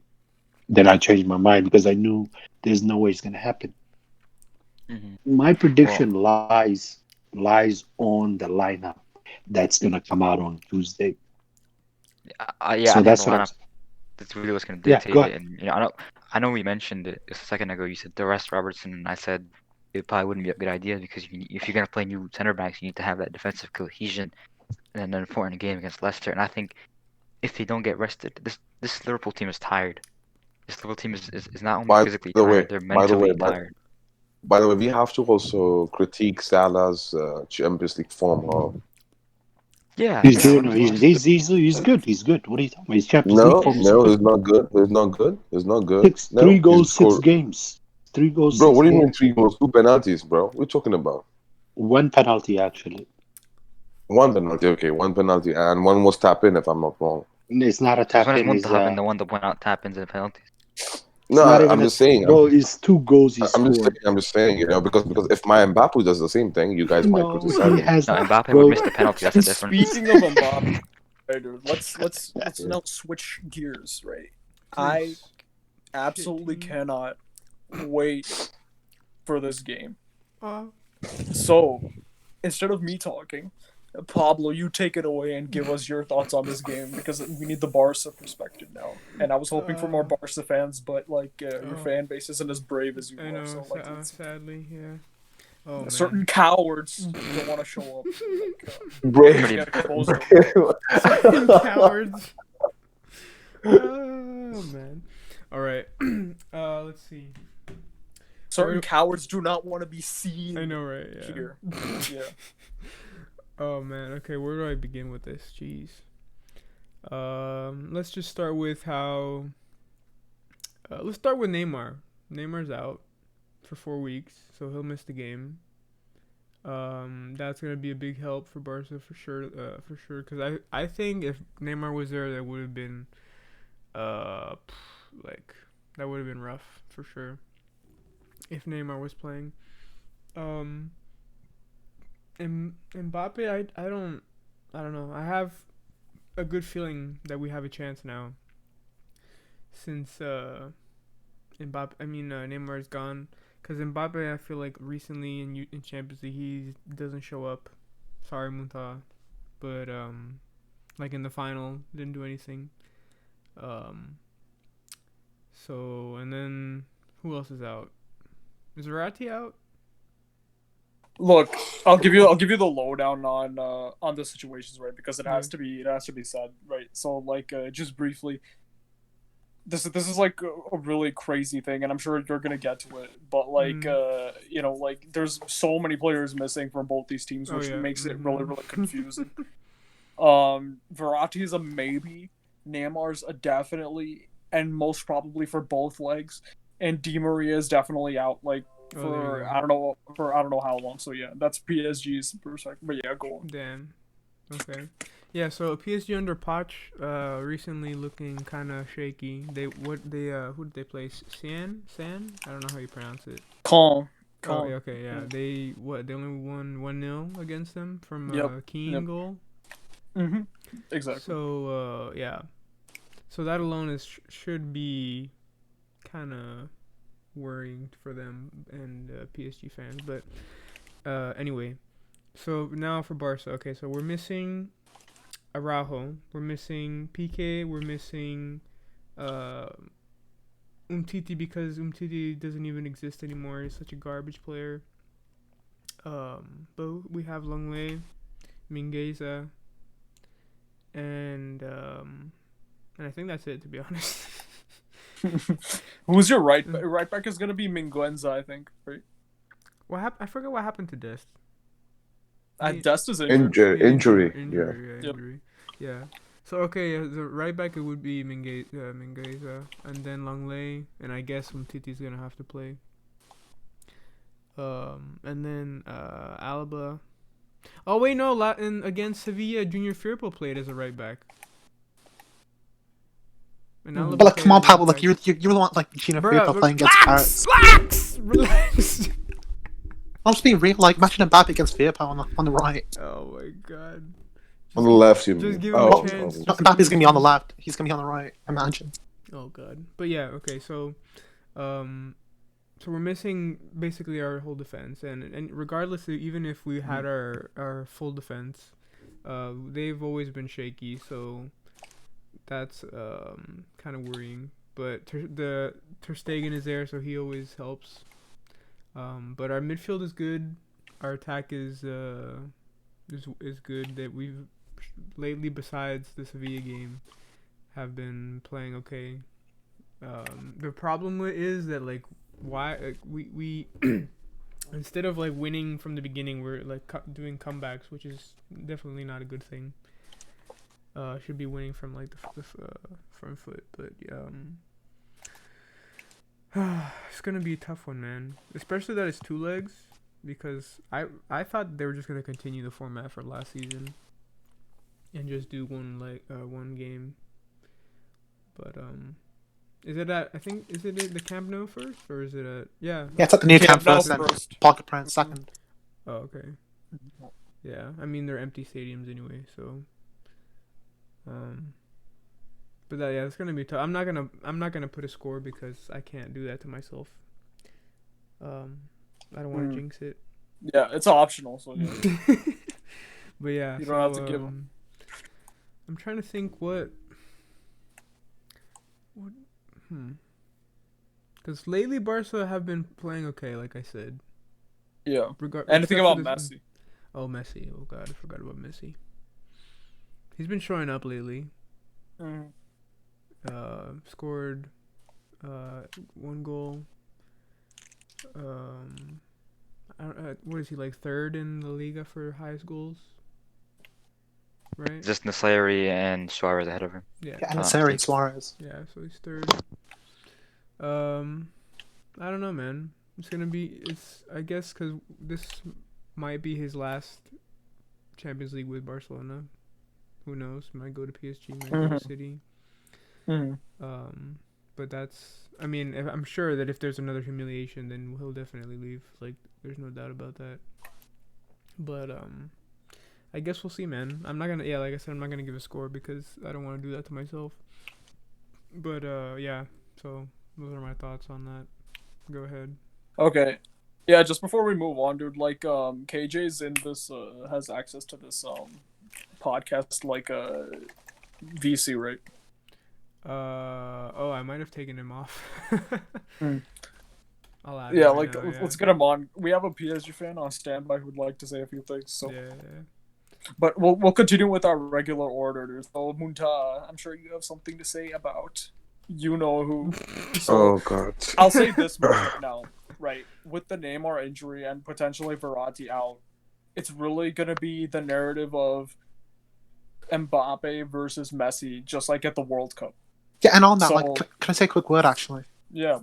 So you know, I think it's 2019 since Mbappe scored like a knockout goal in Champions League. So Yes, the amount of Okay. Tell him. I'm just saying Tell him. the amount of, I'm not trying to hate or Louder. anything, but like I'm just telling the facts, right?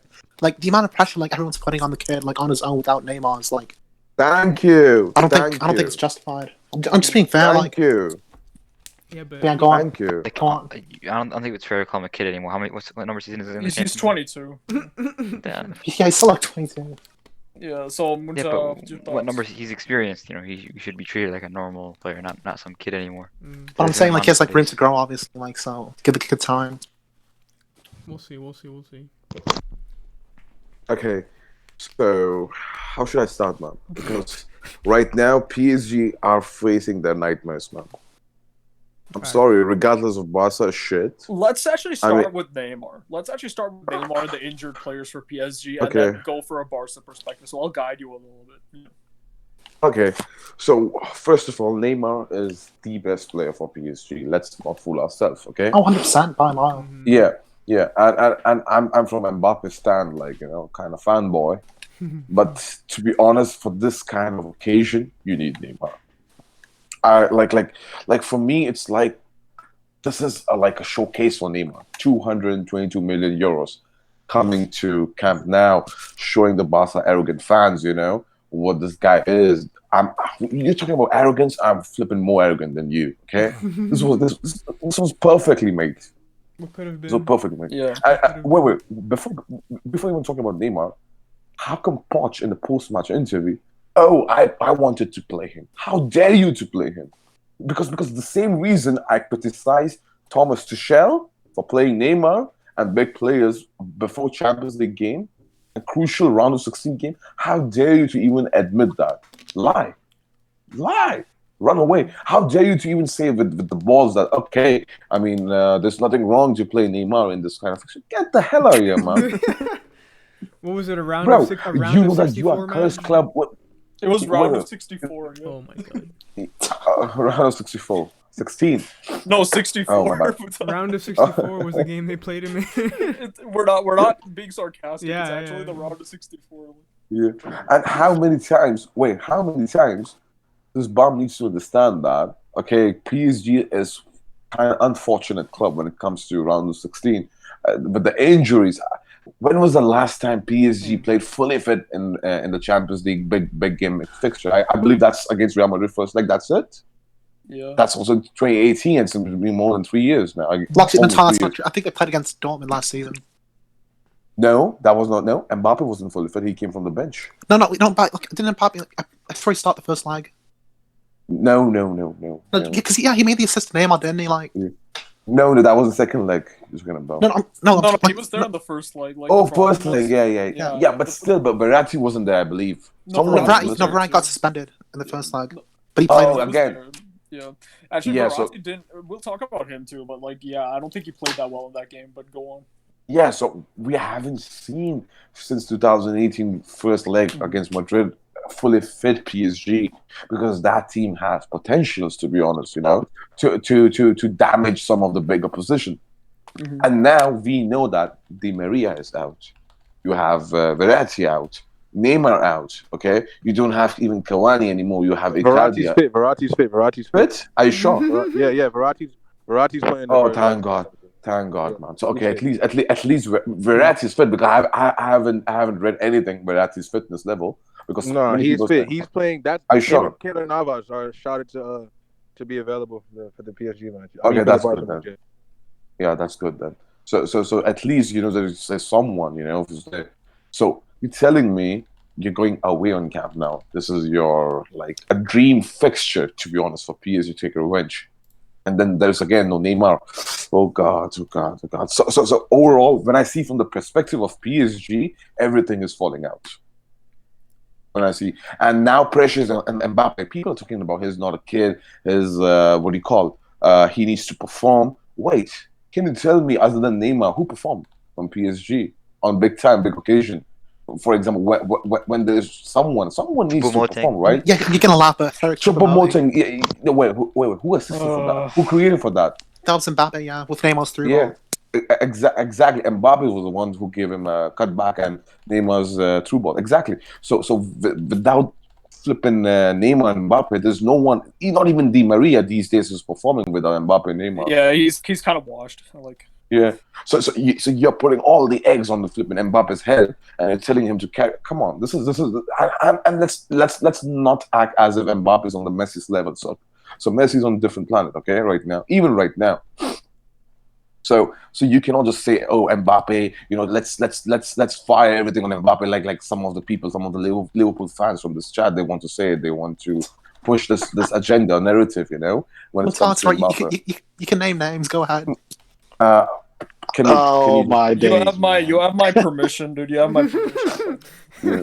Can you just mute yourself because I don't want you to add any lips over here. I'm So- sorry about that. Go ahead.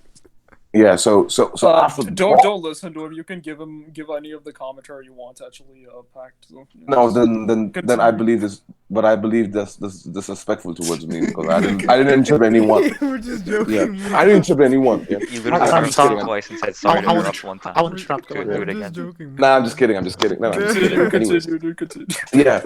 So yeah. So Continue. yeah. So when all this thing happening, okay, with PSG, I believe Barca. So you can say, oh, PK is out. He is injured. Then you have Longley is fully fit. Longley is a good defender. He's not okay. Please do not push that 8-2 narrative over here. No, Please do not we do don't, that. We don't mention that. We don't mention that here. We don't mention that. Yeah, exactly. You ate to see Okay. it. Oh my god. Yeah, and when it comes to Umtiti, I'll agree that Umtiti is ass. Jordi Alba's wash. Okay, I'll give you Yes. that. Busquets is wash, but Thank Barca you.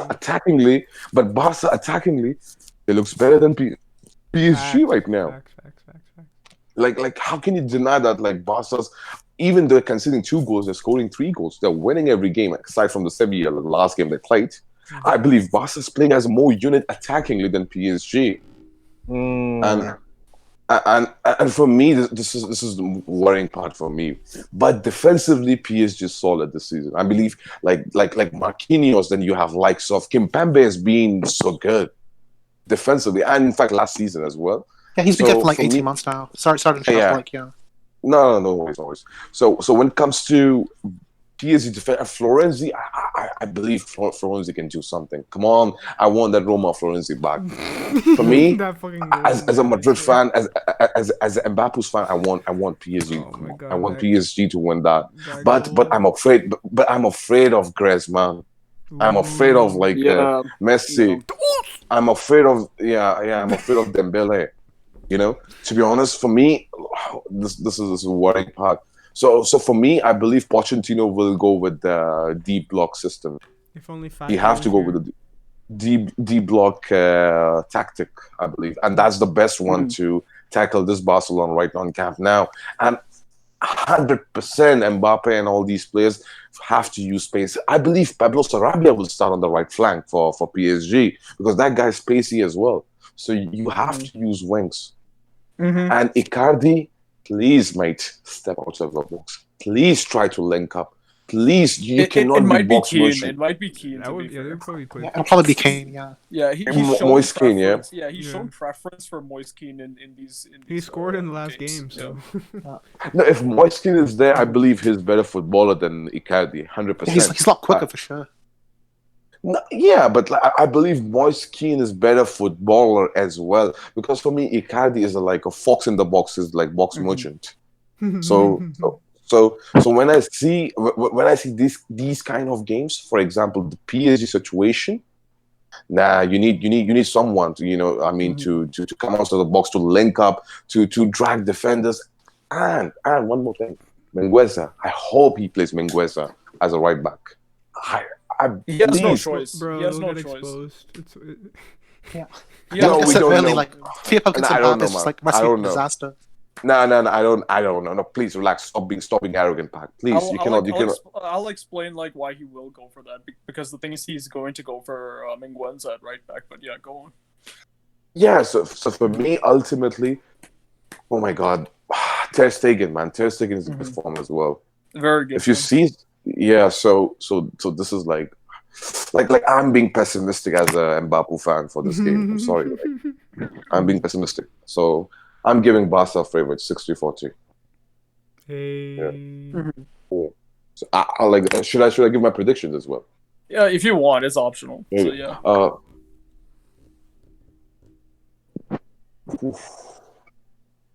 1-0 Barcelona. Not a bad one. Not a bad one. And I need to respond to the Mbappe of hype. course. No. See, the way we're gonna do this is I'm going to go straight to you, then I'm going to go to Pact, then I'm going to go to Ahmed, and then last I want to do kind of a one-on-one. See, the way we'll do these last 2 games, because the last sort of topic we're gonna hit on is Man City versus Spurs. So at the end of this, I'll do a one-on-one with KJ, and then for that game, I'm just gonna get Pact, and I'm just gonna do sort of like what Joe Rogan does on his podcast and do a one-on-one with Pact there. So then we'll we'll wrap up for the night. So Salim, please, if you want debunk some of this This waste matter, delusion. toxic feces that we heard just This now. delusion. Oh my!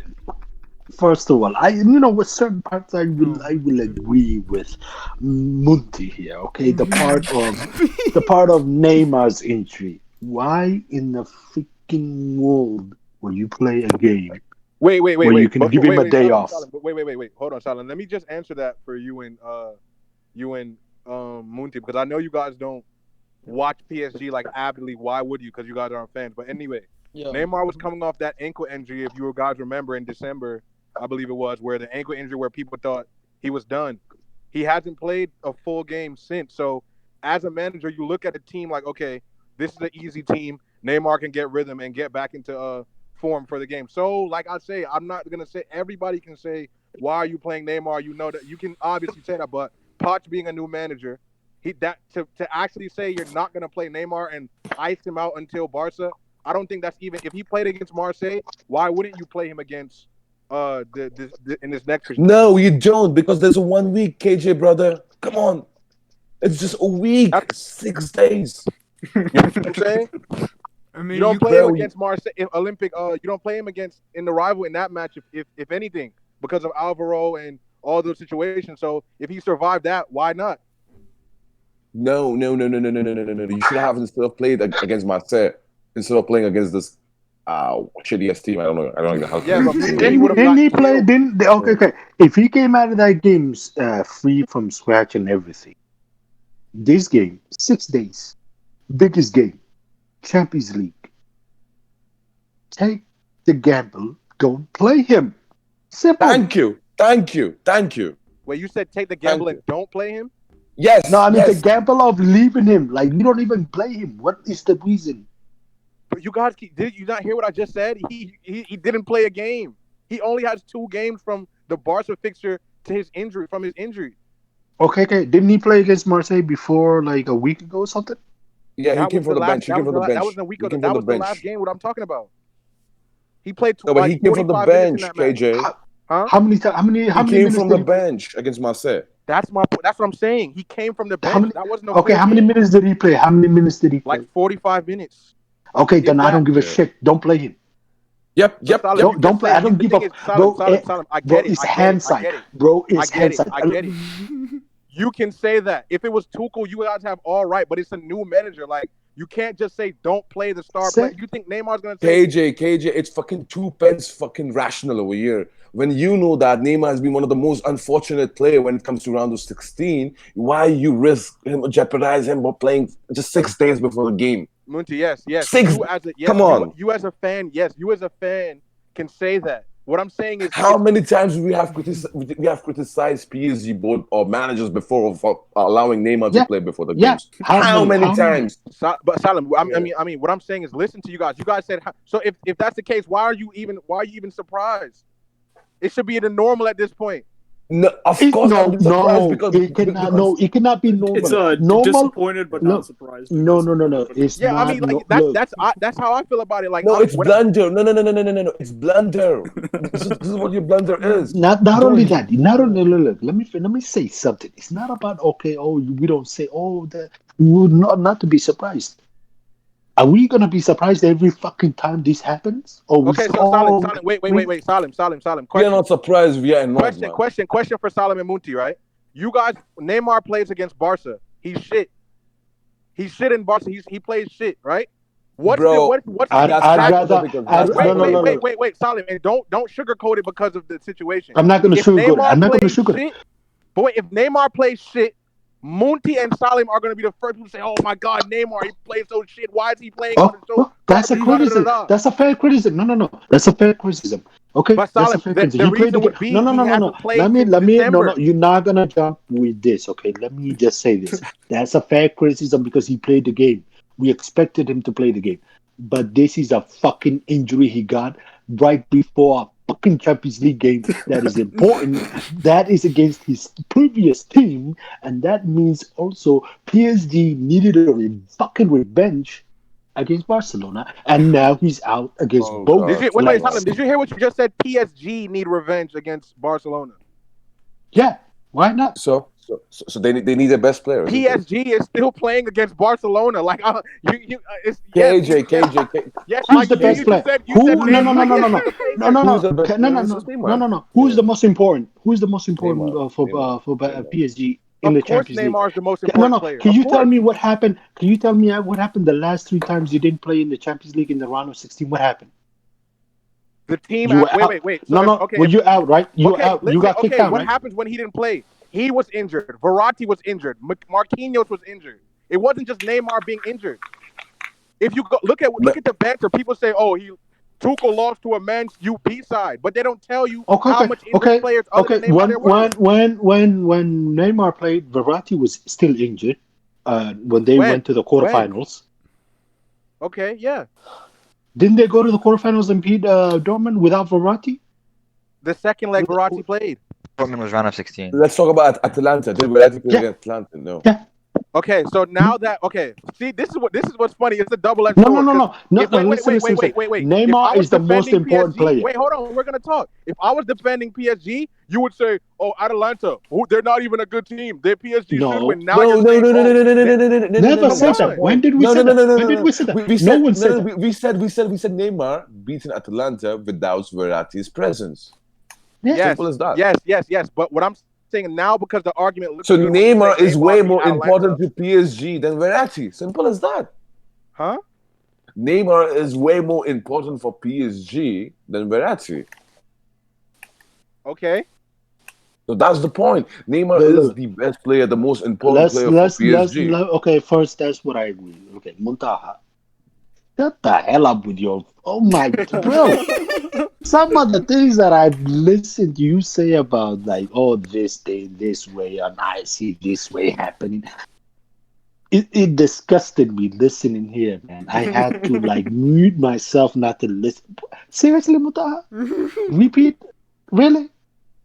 Wait. What's the problem? What's the issue? What I said? The Mbappe, man. Like, you raving him, he's like the child or the poster child. He's the savior of everything, bro. He's not savior. He is. Not. He is the savior. Bro, what are you talking about? Look at this. No. Wait. And look. I understand the fair criticism when you give against Mbappe, okay? But his presence, the way he plays, that's important for PSG right now. Who's the goal scorer, right? Who's the flipping goal scorer for PSG right now? There's no one, okay? Who's the best player on the pitch in the absence of Neymar? It's Mbappe. I mean, how can you take away that from him? I don't understand. What's wrong? What's wrong? Like, what's your criticism? I know he missed few chances here and there. No. It's not about that. The criticism is when Neymar isn't there, no matter what he does, they fail. They crumble. Yeah. And the absence of Neymar and Verratti as well. And who is the key important player? You already said it. Neymar is. That's what I'm saying. I need to see him get out of that shell shock of him needing Neymar. Neymar is not going to be there all the time. Bro, but you need to understand, right? The level of Neymar and right now and Mbappe. I mean, let's be honest, okay? As a footballing level, okay, Neymar is way superior to Mbappe, okay? You cannot. But my point is, when you elevated him, that's what I. No, but he is. No. Wait. My point is, okay. Forget about Neymar, okay? That guy is top 3 world for like best football in the world, okay? If he's really good and if he's playing, and it's fully fit, okay?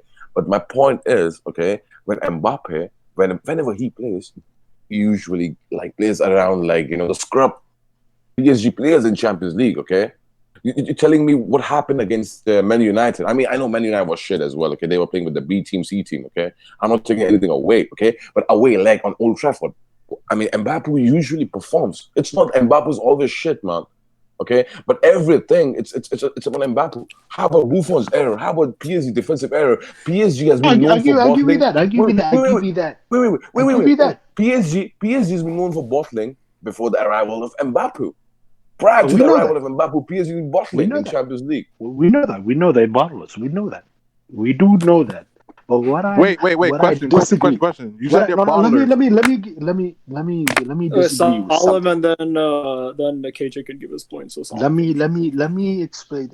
I disagree vehemently when you elevated him so high. Look. This is the problem. This is what people need to understand. When you elevate a player, it brings a huge criticism when the team doesn't perform. You see, we've seen a lot of players tend to be like that. Like I'm not going to use. I don't want to put similar situation, but Messi. Take Messi for example. When he goes to international, what happens? Elevation goat level. What happens? He doesn't. They don't perform. What happens? Boom. That's why I never say goat level. I don't have goat level discussion, international level. That's why I'm saying Mbappe. He needs to be given space. Let him see it. He's 20 years. He's 21. He's not 22, 22. Yeah. 22. He hasn't even reached the peak yet. We don't consider this to be a peak. This is No, to be no, the point. no, but that's the point. My point is Mbappe is one of the best football players in the world right now.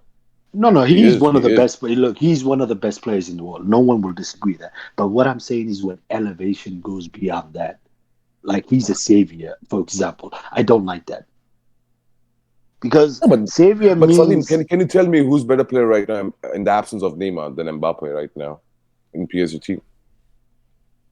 There's no one. But This you, season, he's the but highest goal listen. scorer for Okay, okay, PSG okay, in, okay, in, in okay, Ligue okay, 1, okay, okay, in French okay, league okay. over each But already. Muta, okay, I know that he's their best player. But what I'm saying is, don't elevate him. Keep him the level level where we keep him. Because the moment you elevate him and PSG get out of that Champions League, you know it's an open season. It's And an open Todd, season. also to answer your question, right? Like besides like these targets, like Kempami's having a really good season as well. Yeah, Like so it's not but just I'm Mbappe. saying this No, this no, no, no, no, no, when no, you no. when But no. Wait. Kimpembe is having a phenomenal season. I'm not taking anything away. But I'm Mutaha, saying when I let see me ask you a Mbappe this question. season, it's been on fire, man. 16 G's, man. Okay. Okay, Yeah, of let me ask Yeah, you course. a question. yeah. Mutaha, let me ask you a question. Let's say if this happens, okay? PSG are knocked out in the round of 16, if it happens, okay? What happens when Mbappe is elevated?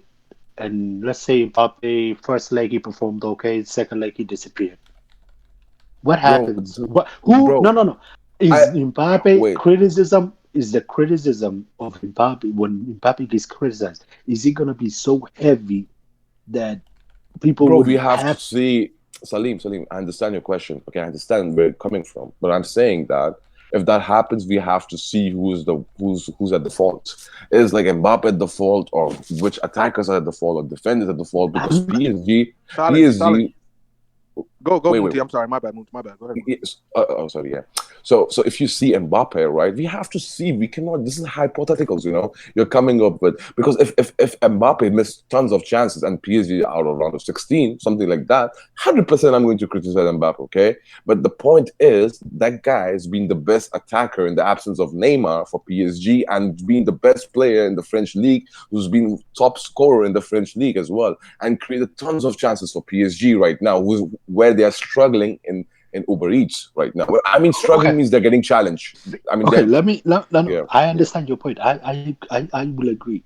But what I'm saying is, from a perspective point of view, from the fan base which will attack Mbappe, what you think they will care? You think they will care those explanation? No, people Salim, will No, be not care. realistic, Salim. Mbappe is not going to get any blame if they will lose this game. I just want you to know that, by the way. Yeah, If they yeah, I know. lose, I understand. he's I not going to get understand. any blame. You know And who's I going to get understand. all the blame. Bro, I really know. Like the You Neymar, know, because of Neymar's, think why about does it. he get Think about injured? it. Think about it. What I blame has still. Mbappe gotten for any failure at PSG so far? What? Tell me what blame? no, All wait, the no, no, no, wait, no. wait, wait, wait, wait, wait. What do you mean by failure for PSG? Wait, didn't he score in the first leg against Man United? Munti, it doesn't matter if he scored if they No, lost. but It didn't he matter. did his job in the first leg, No, he mate. What are you didn't do his talking job. about? Both legs, Munti. No, he Both did it. legs. He did it. No, First Munti, he leg, didn't first do his leg, leg. first leg, The first second leg, leg, he first missed. leg, He missed goals. first Munti, leg. come on. Bro, but you're acting as if your defense was rock solid from goalkeeper to defense. Yeah, but Munti, we're not talking about it. We're talking about what he did individual. We can Yeah. all watch his individual performance Bro, on then, both well, legs. in that case, wait. Well, in that case, then we have to blame Messi for the second leg against Liverpool. Then Sure. If we're having that conversation, No, then that's that's how I no, present it. Sure. I did, to be fair. I actually did blame him for missing that chance, because if he No, scored no, no, that, no. Messi missed two. What? No. yeah. Messi missed three. One was the biggest chance. Like, I'll give Matip that defensive stop, but he second guessed himself rather than shooting on his right leg. No, Like and his more weaker so foot. than that, right? More so Yeah, than that, dude. Like we're talking about like just narratives here, right? And public opinion. yeah. And most of That's what the public opinion would not like, bro. Public opinion, they're not gonna like Mbappe, bro. No, No, actually, you it's know what? forget I'm sorry. Mbappe, dude. Like just on the Messi subject, right? Like when you look at like the public opinion on Messi, I'm talking to Muntaha, so like you can unmute now. You know, like the thing about the whole Messi situation, right? With the him and Liverpool, you know, like most of people who watch football are like casual fans, right? So when you talk about the public perception, look how the perception of Messi has changed from like 2017 to now, dude. Facts. Like, you know, like Facts. everybody, like for every like comment on Twitter that praises Messi and calls him the GOAT, you'll have one or two people at least there saying he's a bottler. So he has gotten a reputation of being a bottler and has gotten a blame from a lot of people, like not just Ronaldo fanboys, even neutrals. A lot of neutrals have like now like started supporting Ronaldo and everything because of those losses that Barca suffered in the Champions League. So Messi has gotten blame, and you know Mbappe will get some of the blame too. You know, it's just like inevitable for this. He did get some of the blame for that United thing, but for KJ is right. For the most part, it's gonna be on Neymar, Facts. right? Facts. For the most part, And the But biggest yeah, Salam the could biggest disagree. thing. And the biggest thing they're gonna blame about Neymar is gonna be, why is he getting injured? Why is this? Why is Yeah, that? but Why is he doing? even if he wasn't injured, like if he wasn't playing or not, like if he didn't play the Manchester United the fixture and But look he at got what blamed. I remember. the He meme. got blamed. I The remember. meme The is Twitter literally was everybody thinks about that and says, "Oh, Neymar is the reason why." KJ, who's the face of PSG? Mbappe. We know that. You could say No, Mbappe is the no, face. Mbappe is the face. no. Neymar is the face of Monty, PSG. Mbappe was ranked higher than the last 2 years. I Mbappe has disagree. been ranked higher than I Neymar. disagree. If you It's see in all the propaganda of PSG and the Wallahi. branding and everything, Neymar is on the front line Monty. of Neymar didn't PSG. even make the short list for top 10 for FIFA. Like No, he didn't even make the no, short list. bro. I understand what you were trying to tell you, because at some point even FIFA is objective, because he was injured, he was completely out. So of course he will not make it. Of course he will not make it, because there's nothing, no stats to back him up. You know, in those seasons when he was injured. But if you see as a brand, footballing brand, Neymar is the face of PSG, not Mbappe. I don't know, Monty. I'm gonna say you're right. You're right, but I'm saying it's swayed since the World Cup. When Mbappe won the World Cup, after that, everybody had Mbappe over Neymar. Yeah, he finished top. What was it? Top three in the Ballon d'Or. Like He he was only three, because and he Neymar was performed. like, bro, like it's not just He, one person. Like since the World Cup, and every time I ask, bro, why do people say Mbappe is clearly better than Neymar? Bro, those might be minorities, because if you see whose jersey has the highest selling, it's Neymar's jerseys for Yeah, but PSG. that's not that. Who's He's on a the better, front cover he's a every bigger time? global figure than Mbappe. So jersey sales are No, always gonna Mbappe, reflect that. bro, Mbappe has been regarded better than Neymar in France because he's French. That's the reason. But if you see overall the brand of PSG, Neymar is the face of PSG, not Mbappe. Mbappe is like Yeah. secondary compared to Neymar. Look at the branding of Neymar. Muntaha, I'm telling you, when he comes to Madrid, you're gonna have your fan base will have a field day. So good luck with him. We'll Mbappe, see, man. whatever. Inshallah, man. The Mbappe will win Pogba. the 5 Champions League with But us. anyways, Anyway, Boz, let me just comment on the fixture real quick, because I see other fans, like I see honestly, and you know me, Vash, I don't really hold a lot of bars. I say what I mean. I don't think this, when I hear Munti, Salim, and I hear all these people talk about PSG and Mbappe being the best player by far, I don't know, Munti, if you're watching PSG, but if you watch Mbappe in some of these games, most of the games until recently, he's literally been like not himself at all. So I don't. If you want to say best by far, I mean you can say he's best, but Icardi, Keens, these players have been actually playing well like the duration of the season since they've been getting fit. The team as a whole, to me, is better than the team in the quarterfinals against Bayern. The team as a whole, I mean everybody like working as a team. The defense is getting better and all that. So Neymar's a big miss. Like nobody can take that away. He's a big miss. But the PSG as a whole, I don't think against this current Barca, I don't think it's that frantic the first leg. As long as man don't go there and get bodied, I feel like they can still come against this current Barca and have a showing. Of course, nobody can say Neymar's not a miss. I'm not as bent up as some PSG fans or some Neymar fans are about this situation. I feel like we can't complain and keep crying over this situation. Like at this point, it's like, oh yeah, Neymar's injured. All right, cool. Well, how do we move forward? So me personally, I'm interested to see how the game goes. Of course, you guys know I've wanted PSG to play Barca for a long time, so Neymar can do what he has to do. But he's not going to be there. So moving forward, I don't feel like it's as devastating this year because of how the whole team, Paredes has gotten better. Marquinhos has taken another step. Kimpembe has taken another step. Florenzi's better than Munier, who played against Barca and was great against Barca when they had Neymar, Suarez, Messi, all these people, in Iniesta on the pitch. So to me, I feel like it'll be a good game. You have players that can actually have an impact and do things. With PK being out, Lenglet and Umtiti do not look like they're making a good pairing. Like I heard, I think Munti said that Barca right now look like they're in better form than PSG. I don't know. It can be debatable, but I just don't think Barca are clearly attackingly. No, offensively. Okay. Yeah. I'll give you that. But yeah, I feel like it's gonna be a good game. I don't know about 50-50s and 40-40s. I don't know because I didn't think PSG was clearly gonna win in the first place with a fully fit team. I think it's still gonna be a game, but yeah, that's just. I don't know. Scoreline. I think KJ, who'll be right back? Who'll start as a right wing on the right wing? Florenzi. PSG. Oh, right back. No, right wing.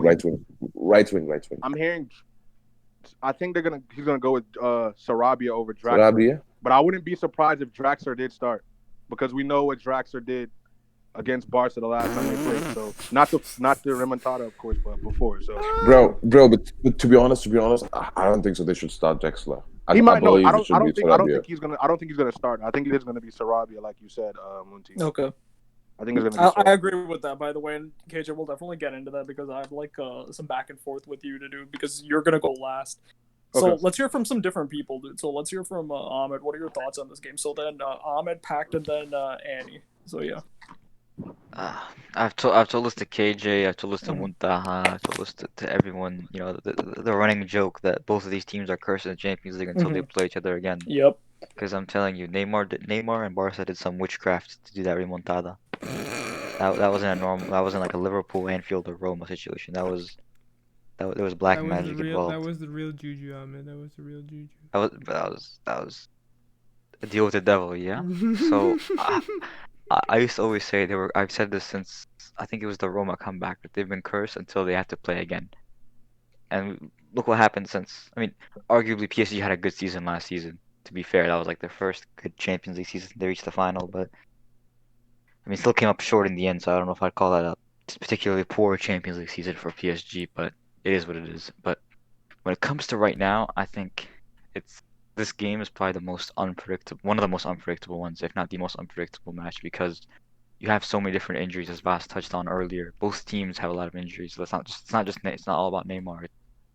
I think Di Maria is Verratti fit. KJ is Verratti. Yeah. He's there apparently. Yeah.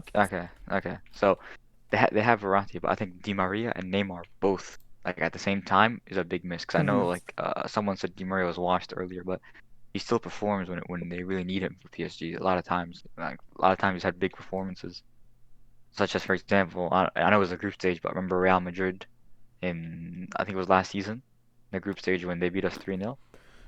Di Maria was arguably their best. I think he won man of the match for that game. He scored twice, if I'm not mistaken. Yeah. So I think no Neymar and no Di Maria is what's really gonna hurt PSG. And I think Di Maria should be. Is he gonna be fit for the second leg for KJ? He might. Yeah. Go ahead, KJ. Neymar's a doubt for the second leg, right? Yeah. He is. Okay, what about Neymar? Bro. Neymar might be out for both legs. With this injury, Ahmed, I don't think I think they always generalize like these injuries with regular people. Like a adductor injury, 24, like the amount of treatment he's gonna get, it's not gonna take 4 weeks for him to recover from that type of injury. And it was a grade 2, so I take that with a grain of salt, but I don't mean to cut you off, so go ahead. Yeah. So for this match, Barcelona are definitely gonna have the advantage when it comes to attacking, as Muntaha pointed out. Messi, Griezmann, Martin Braithwaite, The Danish Van no, Basten. Danish Van Basten. and all these players, they've been having those good performances. Offensively, defensively, Umtiti has been shit. He Rip. costed them 2 goals against Granada. The He massive costed decline. them definitely a goal against Sevilla, if not two. You can blame him for one or two of those goals. What a decline. And I think that's gonna be the real test. Can the shit defense hold up to the obviously weakened attack, and then can PSG's defense hold up to Messi and company? And I think as KJ touched on, PSG as a team have made strides in the past couple seasons. Kimpembe and Marquinhos have both been good, at least pretty decent center backs for PSG. And Navas in goal has been solid. We know how good he is in the Champions League, especially. Argue, with Madrid, he won the three-peat and all that. So I don't think PSG are completely out of it, but I think it's going to be very, very low quality game compared to what people expect. This is what I think it's going to be. I think it's going to be disappointing from a quality perspective, but from an entertainment perspective, I think it's going to live up to the hype. Obviously, no Neymar, but it's going to live up to the billing without Neymar. And I'm going to make a prediction early before I maybe say everything. I think it's going to be 2-2. In the first leg, I think it's going to be a 2-2 draw at the Camp Nou. Damn. Or wherever they play. I'm not sure if they're going to play in Spain or because of COVID restrictions. I think Umtiti is going to give away a couple chances. It's going to be his fault, arguably. I think Stiggins going to have a masterclass, as he does. Yes, Because definitely Barcelona's best player. And then De Jong, I don't like De Jong. I don't like Barcelona. I don't like Barcelona fans, except Pablito. Go Pablito. But besides that, I think De Jong, he's been having a good uptick in form recently. And I think this is going to be his first major Champions League test. He has to perform. De Jong has to have a good game for Barcelona. And Messi, obviously, he's going to shoulder the defensive weight, and then attacking weight. And then for PSG, Icardi, I don't know if he's going to start, if he's going to come off the bench or what, but I think it's fair to assume he's going to have some role to play against Barcelona, and he has to have a good game because he's been flopping when it matters most for PSG. Because if I remember correctly, didn't they end up benching him in the run of the Champions League last season? I think so. Like in the yeah. in when they played in Portugal, yeah. So Icardi has to step up. Verratti, if he's fit, and a lot of people, HH, say Verratti is the greatest midfielder to play since. In fact, I think HH said he's the greatest midfielder ever, but he has to show some ability, show some talent, because no one gives a fuck about how much talent he has if he's just not gonna perform, and he has to perform against Barcelona. And I think this is gonna be a battle of could be Verratti versus De Jong in midfield in some ways, but I think Idrissa Gueye, another player that has to have a good game for PSG, and I think it's all gonna come down to who's good on their day, and I think these teams are at their decimatedness at the moment. It's gonna be a 2-2 draw, although there's a lot of various factors that could go either way, so I wouldn't be shocked if either team won it. So yeah.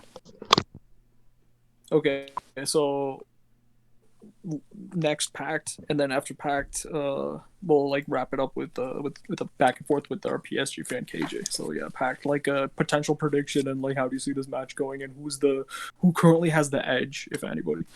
See, I'm not going to spend a lot of time on it because obviously we've been discussing this in depth. But I thought about it, right? And if both teams bring the A game, if everyone's at the best, right, then it shouldn't really be a contest. It should be Paris all day. So what? But at the same time, you obviously got Messi on the other side. It's an X factor, pretty much. And obviously, if Griezmann brings this game as well, then he can be an X factor as well. But honestly, I think first leg's going to finish 1-1. I don't see either team winning it. If you know what I mean. And second leg, I think it's going to be 2-1 Paris because I don't see Barcelona having enough in the way to get them through. So I'm saying Paris 3-2 over 2 legs. Okay, that's a good prediction, Pat. I like that. Cheers. That is a very good prediction. Okay, so KJ, dude. So you're the last person to go. And actually, before you go, I'm actually gonna give you and the guys my thoughts on this game because I've been thinking about it a lot. See, this game, and I touched on it a little bit with the HH sort of hangout sort of thing that he did with the PSG. This game, it's kind of not really a tactical game. Of course, you're going to have to do things the managers are both going to have to do things where they cover the basics, right? Cover your flanks. Like make sure you use an efficient press, basic things like that. But other than that, it's not going to be a super super tactical game. It's a more of a psychological game because as everybody kind of touched on, both these teams kind of have their issues. I don't have a prediction, but in some ways I kind of do have a prediction, and my prediction is this, right? And I think the game is going to go I'll actually tell you exactly the way this is going to go. And there's actually multiple ways it can go, but I'll tell you exactly what the different scenarios and avenues this game can take, right? The way Barcelona and PSG capitulate is kind of different. See, with Barca, it's more, and I said this before over there as well, it's more of a shell shock sort of thing. When Barcelona, and you saw it at Anfield, and you also saw this in Lisbon when they played against Bayern Munich, they're actually okay after they concede the first goal. When Liverpool scored at Anfield, they scored very, very early, but then they didn't score for the rest of the first half. When they scored the second, they scored the third and the fourth in quick succession after that. I believe when this team, goes, 2-0 down or 2-1 down, they collectively flash back to what happened at Roma, and then that capitulation, shell shock sits in. They don't respond to anything. They stop playing football. Basically, they stop doing anything. For example, you saw it in Anfield. Corner taken quickly. None of the Barca players were marking. None of them were doing anything. They were all just standing there, looking around, looking into the crowd. Right? Nobody had any sort of concentration because that's the shell shock. They just basically stop what they're doing. People just walk around. Messi walks around. People make memes out of it. Life goes on. Same thing happened in Lisbon. After Bayern scored, Barca actually didn't, capitulate right at that moment, right, Pablo? You guys actually played well for the initial 15 to 20 minutes. You guys got back into the game, made it 1-1. Actually had a tiny spell of domination after, where Messi hit the bar, and actually Barca created more chances than Bayern and had maybe more better possession. I'll say, and maybe not. And more Suarez possession, but... also came into the game too. You're right. Mm-hmm. Exactly, and then after Bayern scored the second goal and made it 2-1, then Barca capitulated. Then it became 3-1, 4-1. So you see, that's the kind of bottling that Barca do. And even after they got back in the game in the second half at 4-2, they capitulated immediately after that. So when it's that magic number of the second goal that I think PSG have to strike for. The first goal isn't going to take out Barca, but the second goal will make them much weaker psychologically, especially without their leader in the defense, Piqué. With PSG, the capitulations have been actually very different compared to what Barca experienced. With PSG, it's the weight of expectation and the weight of being favorites and the weight of the money being spent and all this pressure that forces them into making individual mistakes. And you see it every single season, including the final last season. All that last season PSG amended for many of their mistakes and they rectified a lot of their defensive errors. The concentration was great. The midfield press was great. The compact shape, the tactics by Tuchel, it was all there. But when now all the pressure fell onto Neymar and Mbappe, of course they bottled it kind of, and they missed a lot of those chances in a game based on who got the better chances. They really could have won. And seasons prior to that, you look at the 6-1. For the longest time it was 3-1, but a couple bad refereeing decisions here and there, and PSG made some lapses in concentration, things like that, and quickly you're looking at a 6-1 out of nowhere. Against United, this was probably laid bare for everybody to see because PSG completely controlled that game, the 3-1. They controlled that game, but it was a few individual mistakes and perhaps another refereeing error at the end, which gave United that win. So the way that these teams capitulate is different, and this is the way this game is going to go out. Everybody take what I just said in mind, and I'll tell you exactly the way this is going to go out. Barcelona are going to come out attacking. They're not going to hold the kind of suicidal high line that Bayern hold, but they're going to try to be on the front foot and try to take the initiative in this game because it's ultimately at their home stadium, right? So they know they have to win. And Koeman is inexperienced, so he's going to go by the book on this. Barca might create some chances, but PSG will also have some chances initially. I believe like there's going to be like the opening 20 minutes isn't going to be very tight. You're going to see like at least a couple of chances there for both teams. PSG and now all of the pressure. Initially I was like the pressure is going to be on Mbappe and Neymar, but now all of the pressure is going to be on Mbappe. All the pressure is going to be on Mbappe because the thing is like he has to take these chances now. Because if he doesn't take these chances, then Barca's going to win the game. It's as simple as that, dude. Like, but the thing is, if he takes these chances when they come early on and PSG score, because remember, he can't just take the first one. He has to take both those chances if he wins. If PSG are to win, because PSG need at least 2. The thing is, if they get 2, like you can say home field advantage and everything, dude, but it's COVID season, as you saw with Anfield. The home advantage doesn't really matter that much. And Barcelona have already lost to Osasuna not that long ago at home. So PSG can thrash Barcelona potentially in this. There is that possibility, but they have to like take their opportunities as they come. Let's say he misses the chances. Then I believe Barca's going to score, because let's go into the pros and cons of this, right? And you can add to these as well now. I think like a pro of PSG, definitely, like, I think they should go with this front three. I'd start Mbappe as a left inside forward, Keane as the striker, and Sarabia on the right wing. Do you agree with that? Yeah. I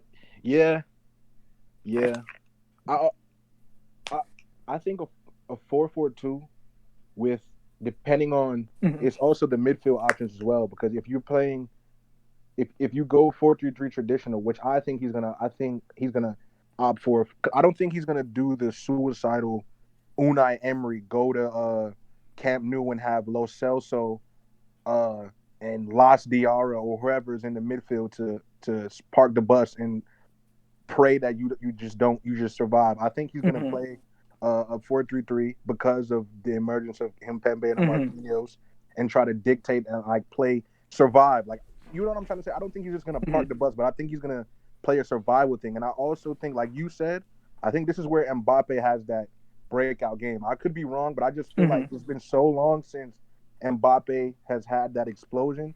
I think naturally, because Barca's defense isn't that great, it's written in the stars for Mbappe this to be the breakout game for him to say, okay, I'm going to show now, like, I'm going to show that without Neymar, that I can, you know what I'm saying, do something and live up to the expectation that everybody has for me, even though it might not be justified to some people's eyes, which is Munti's eyes. But I think he's going to actually take that step and say, you know what, I'm going to show what I can do. And realistically, is Dembele going to be on that wing? Is he starting? What is Dembele starting? Pablo, do you know? Yeah, most likely. So he's going to see Dembele too, and that's another thing. Like, he's not going to want to get embarrassed by his countrymen. So okay, yeah. And I think, like, definitely what this was touched on, dude. Like, I think on form, at least, especially with the injuries to Di Maria and Neymar, I think Barca have the superior, like, front three over PSG. They got the out-and-out superstar in Messi, although you can argue Mbappe's a superstar as well. They've got the wide man in Dembele, who's starting to, like, come into the team after, like, several years. And then you have Griezmann, who's surprisingly been on very good form. So I think Barca have a more number of goal scorers, like reliable goal scorers in this game. Another thing is the wide threat, like, because on the flip side, PSG, here's the big advantage for PSG, right, when they're defending, is the center back partnership. Because, like, talk to me a little bit about Kimpembe and Marquinhos, dude. Like, where does the center back partnership, you think, rank in world football right now, if we're to rank center back partnerships? I don't want to get too over. Can I just say top 5, or is that too vague? Is that too? Yeah, top 5. Yeah, I'm just gonna say top 5. Top 5 is fine.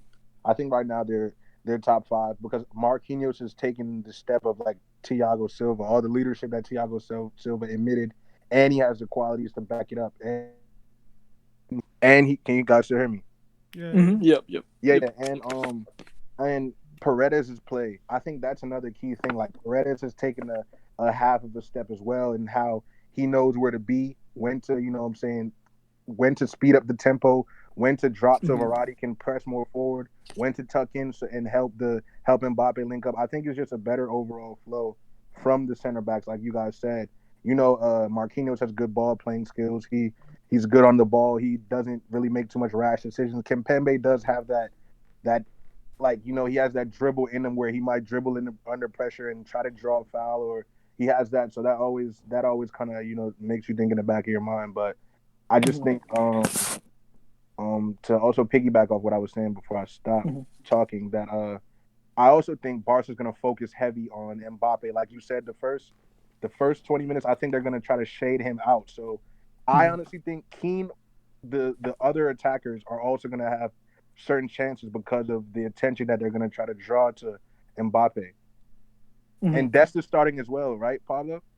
What? Sorry? Serginho Dest, he's starting, right? No, he's out. He's injured. He's injured. Yeah, it'll probably be Mingueza on the right.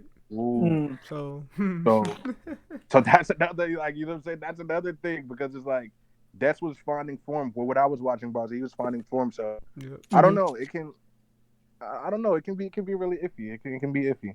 But yeah, I think they rank this. The center back partnership is top 5 in the world right now.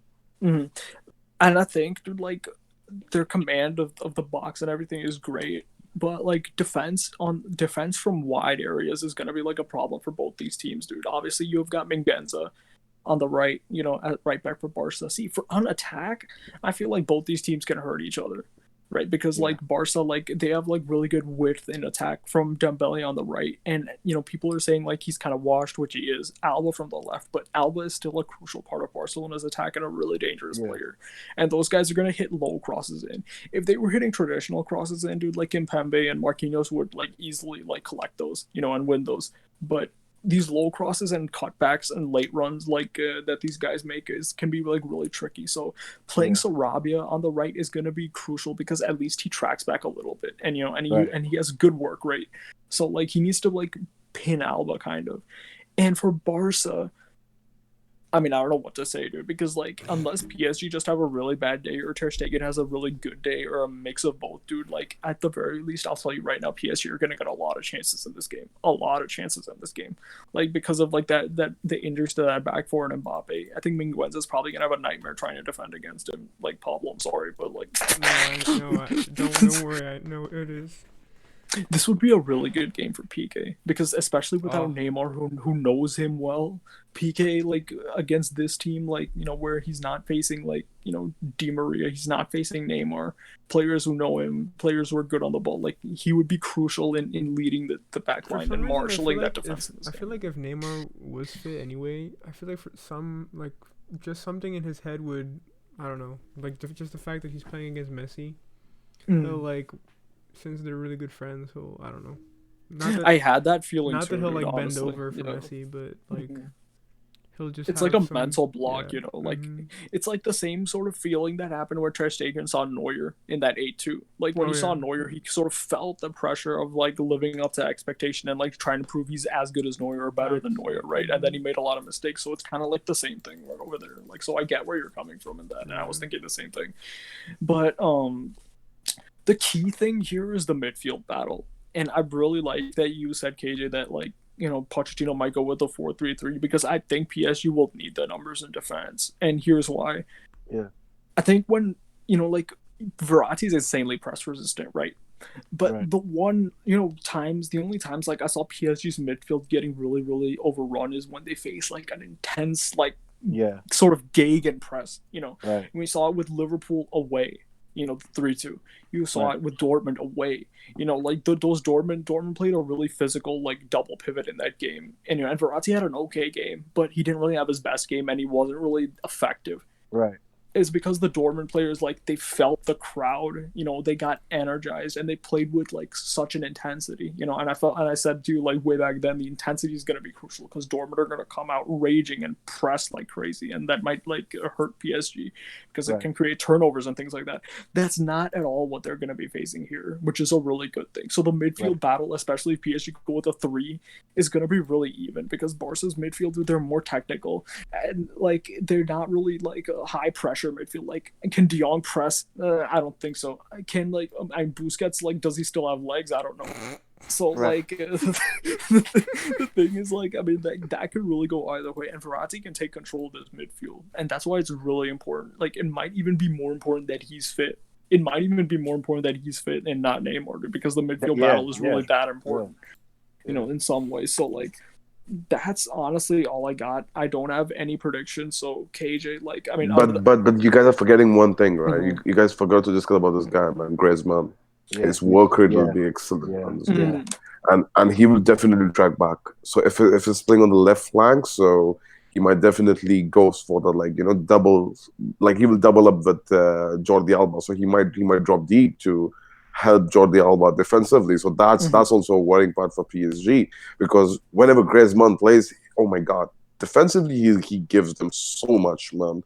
Like tracking back, running like at least 11 kilometers, in per match, per game, whatever you call it. So that guy defensively has been so good, and to be honest, he's been showing up. That's also a worrying part. People need to understand, right?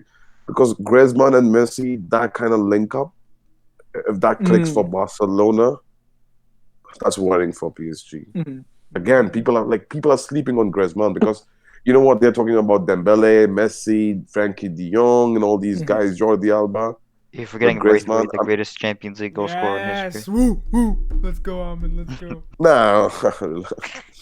no, wait. Wow. So yeah, man. So please, man. I mean, this guy Florenzi needs to be chill, cool, man. I don't think so. Florenzi will be hyper attacking in this game. Yeah, I don't think so. Florenzi. I think so. Griezmann will pin him on the defensive side. Definitely. and it's dude, that left flank is really dangerous actually for PSG, dude. Because the thing is, like, Griezmann is in the attacking phase. Griezmann's gonna come in, and of course Jordi Alba's gonna overlap, dude. So Florenzi being conservative is actually like pretty imperative for PSG to like keep that defense like solid, dude. Because Barca are gonna attack more in this game for sure, more than they would in the away leg. So it's this leg has a huge implication in like it might determine like the outcome of this tie. It really might determine the outcome of this tie, depending on like which way it goes, dude. So, like, we'll just have to see, man. Like, so KJ, I can. yeah. Sorry to add. I just have one more point, right? Look, man. Like there is something positive about PSG of Neymar missing this game. You know what's that? They can track back. Yeah, exactly. That's the only positive I can see from PSG's injuries. The injuries they're missing.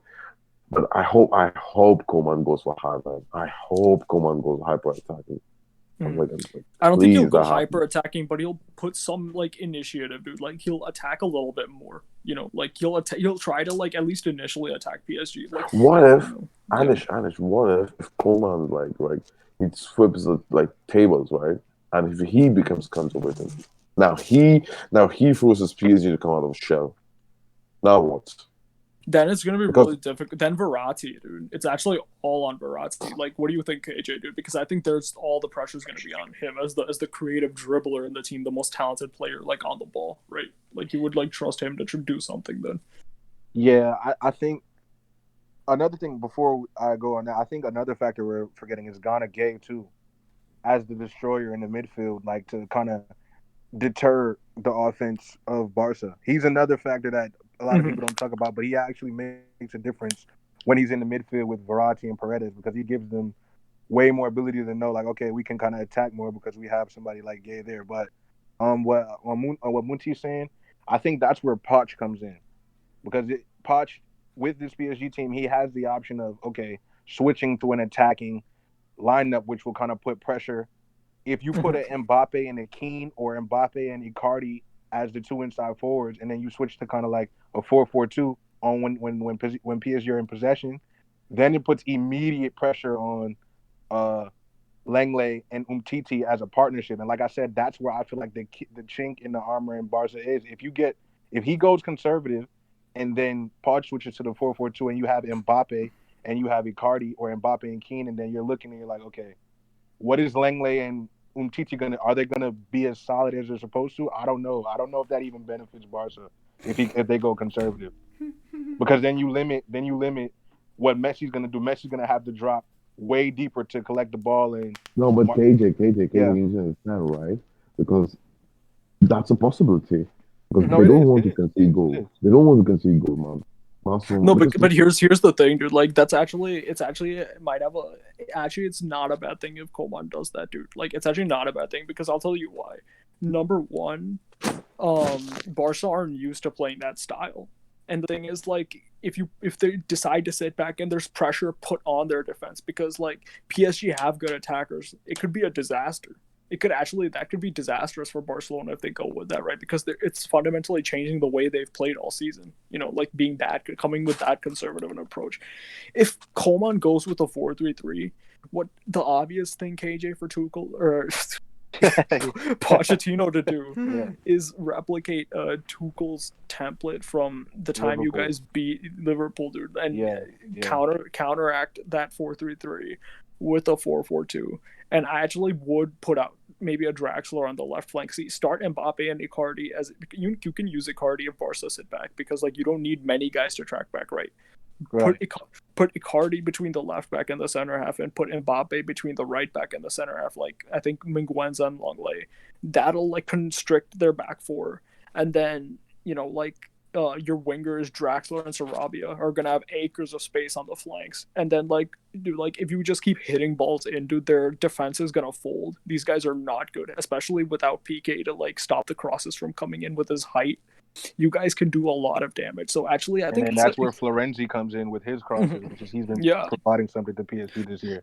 No, but even if Florenzi is conservative and more focused on stopping Barcelona's transitions, you still have if you play the 4-4-2, you still have a big flank presence with a Draxler and a Sarabia over there, to put balls in. So it's actually a very good thing for PSG, I think, if Coman goes with that approach, because without PK, some serious damage could be done there. So yeah, what's up? Yeah. So and one more thing, I don't think so. Dembele will start this game. Really? For Barcelona. I believe Pedri might start as a right wing, which he shouldn't do that. And the reason for that is discipline and a work rate. Yep. Because I believe that Griezmann will give you work rate on the left flank, right flank. That if he starts Pedri, which he can play on midfield as well. And then you have 2-3 midfielders. Out of the 3 midfielders, at least Frankie de Jong can give you work rate. Mm-hmm. So it's pretty imbalanced situation for Barcelona. To be honest, if you see the team, right, for me, I'm assuming PSG will start at a 4-3-3. Mm-hmm. PSG looks more balanced than Barcelona. Yeah. Mm-hmm. It looks more balanced. To be honest, that's positive because Barcelona's defense is gone. PSG have defense, they have midfield, and the attack is somewhat relevant. Mm-hmm. It's not like shit. Yeah. But Barca, their defense is not relevant. Mm-hmm. So this is a big issue for Barcelona. Mm-hmm. Yeah, so that's why it's a big risk, dude. I think they have to play to their strengths. Pablo, what do you think? I think it's a big risk if you guys go defensive, dude. Because you guys just don't know how to defend. How can we go defensive if we don't have any freaking defenders? I don't think that's a good idea, dude. Bro, but you need to understand, Anish. The point is, right? In the first game, even if you're winning the game by 3-2, for example, or 2-2. That's oh my god! Considering 2 away goals, considering 2 home goals, that's insane, man. Pretty much your Champions League fixtures over there. Yeah, it's over.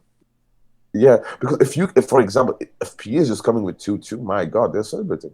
Come on, we know that PSG might win 2-1 or 1-0 or something like that. No, but dude, if Neymar's fit, right, and if Di Maria's fit, it's probably gonna be worse than that, Yeah. So for me, I still goes because I wouldn't be surprised, right, if Koeman was starting with the 4-2-3-1 instead of 4-3-3 formation, and then again you have a full wingers was acting as a dummy wing backs to defend possible because they need to restrict Mbappe's free movement, because right now if you play attacking Mbappe, you're making runs. This will be dangerous for Barcelona. So as a Barcelona perspective, I believe they should play defensive approach instead of attacking approach. Because even if it's 1-1, still game on. Game is there. it's not the end of the world, right? But if you concede more than a goal at your home, that's a big loss. Mm. So that's my point. So I think Koeman might be thinking of restricting PSG of conceding getting away goals. That's my point. Dude, you know the best way for them to do that, dude, is like to use their technicality in the midfield and really slow the game down. You know, like kind of like, for example, what Bayern did to Liverpool away when they got that 0-0. Like they were defensive, but not that defensive. The main emphasis of the game was like slowing it down a lot so that like PSG wouldn't get into their rhythm or anything, and they're not gonna like do that much damage. So that's like a smart game plan. But it takes a lot of like planning. Drilling. Yes, yeah. That's true. But for me, I still believe that PSG will be defensive in this game. Mhm. I don't think the PSG can afford to be an offensive force away. Mhm. I refuse to believe that. Okay, I might be wrong, but I refuse They'll to be more believe that. counter-attacking, you know what I mean? Like, Yeah, they have to. They have to be. I cannot see them, pressing, playing on the front foot, controlling the game. I cannot see that happening for PSG. So PSG might be looking more opportunistic rather than trying to play or outplay Barcelona. Even after watching UA game and all those games, because I refuse to believe that PSG have that mentality, to be honest, to come out and right now at this stage of the season when Neymar got injured. I mean, then Di Maria is injured, so it's difficult to say that they will be on the front foot. Yeah. okay. So, any final thoughts on this fixture before we move on to our last little topic? Okay, yeah, KJ, like, do you have a prediction for your scoreline?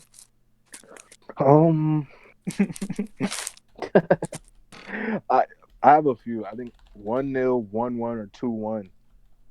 I feel like 2-1 and 1-0 PSG if it goes that way, and 1-1 if it's tied. Like that's how, the first leg especially. But I do, yeah. That's what I feel. 1-1, 2-1, or 2-0. Yeah, that's what I said. Right? Yeah. That's my prediction. No 6-1. Hopefully, nah. I mean, nah. I'm not even gonna do all that. I'm gonna just let that happen. I'm not gonna try to be, you know what I'm saying. I want us to kill Barca, but it's like I know the circumstances and I know what's going on, so I'm just gonna keep it chill. Can I just predict one thing from this game, right? What? And that thing is, I believe the best player for Barcelona against PSG, right? This is the kind of prediction in terms of who's the best performer, right, from Barcelona. I think it will be Pedri. Don Pedri. Yeah, because I you know what? I don't know because it gives me feeling that like Koeman will start with 4 midfielders in this game.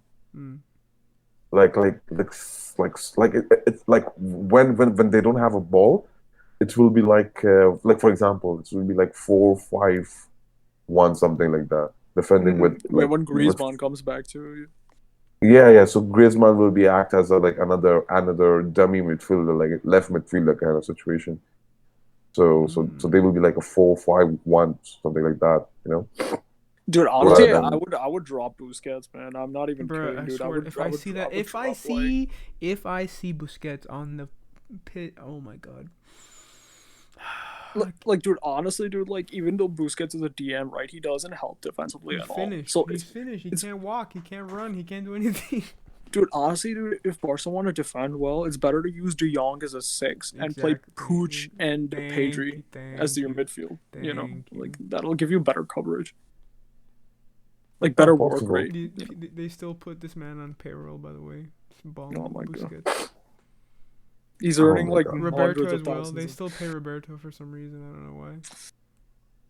No, but like for me, again, I'm saying to you, I mean, starting Dembele for Barcelona is like a risk. Definitely a risk. I guess, yeah. We'll see. Yeah. From the bench. From the bench is the good option, I believe. Yeah, really good option, dude. Like, because he can do damage off the bench a lot, dude. Like, yeah, but to start him, I mean, I don't like Dembele's like the way his attitude on the pitch, you know. Mhm. I mean, He's not good I mean, defensively. Like he doesn't track back. No, Yeah. yeah, I see where you're coming from, Munta. If you want Mm. if you want a disciplined team midfield. yeah. I mean, he's not a Barcelona category kind of player, you know. Like, to be honest, dude, like this, it could end up like similar to the sort of situation you saw with Salah and Trent in the 4-1, right? Because like Salah Yeah. doesn't track back that much. It leaves Trent isolated in these 1v1 situations, and then Mhm. Miguenza could end up in like a lot of 1v1 situations against Mbappe, for example. Rest in Like which peace. would You know what, yeah, like, Anish, you know what? I refuse to believe that. Mm. After losing 8-2, now you have to learn your lessons. No, you have to because it's like, bro. I mean, that 8-2 is the biggest lesson, like you know, you can have in your life. I mean, as a club, right? And you need to understand, right? You have to defend against with the numbers because this is the same thing. What happened, right? Because we were confused with the Bayern. Should they go attacking? Should be defensive? Should be attacking? No, you have to be defensive. You're not that good defensively. You have to kind of go for the deep block for minutes, for 20 minutes, for 30 minutes, you know, of the game, for the big chunk of the game, you know. Mhm. No, So but here, that's the thing, right? Like, there's like, you know, there's so much you can do tactically, and there's definitely things like Coleman should do tactically to slow the game down and take care of PSG, like in all these different spaces. But like the main thing is the psychological aspect, right? Because the thing is like that's why Mbappe is so important. Because even if Barca take an overall conservative approach over the 90 minutes, right, in those initial like 10-15 minutes, they will be attacking, you know, at least a little bit, and then after the first 15 minutes, then like, you know, they'll try to slow the game down and like try to get out of this like with a low score line so they can have a better chance at the second leg. But the thing is like in those initial few minutes, PSG will get chances, dude. So Mbappe has to score. If PSG take a 2-0 or 2-1 lead, we could see a thrashing.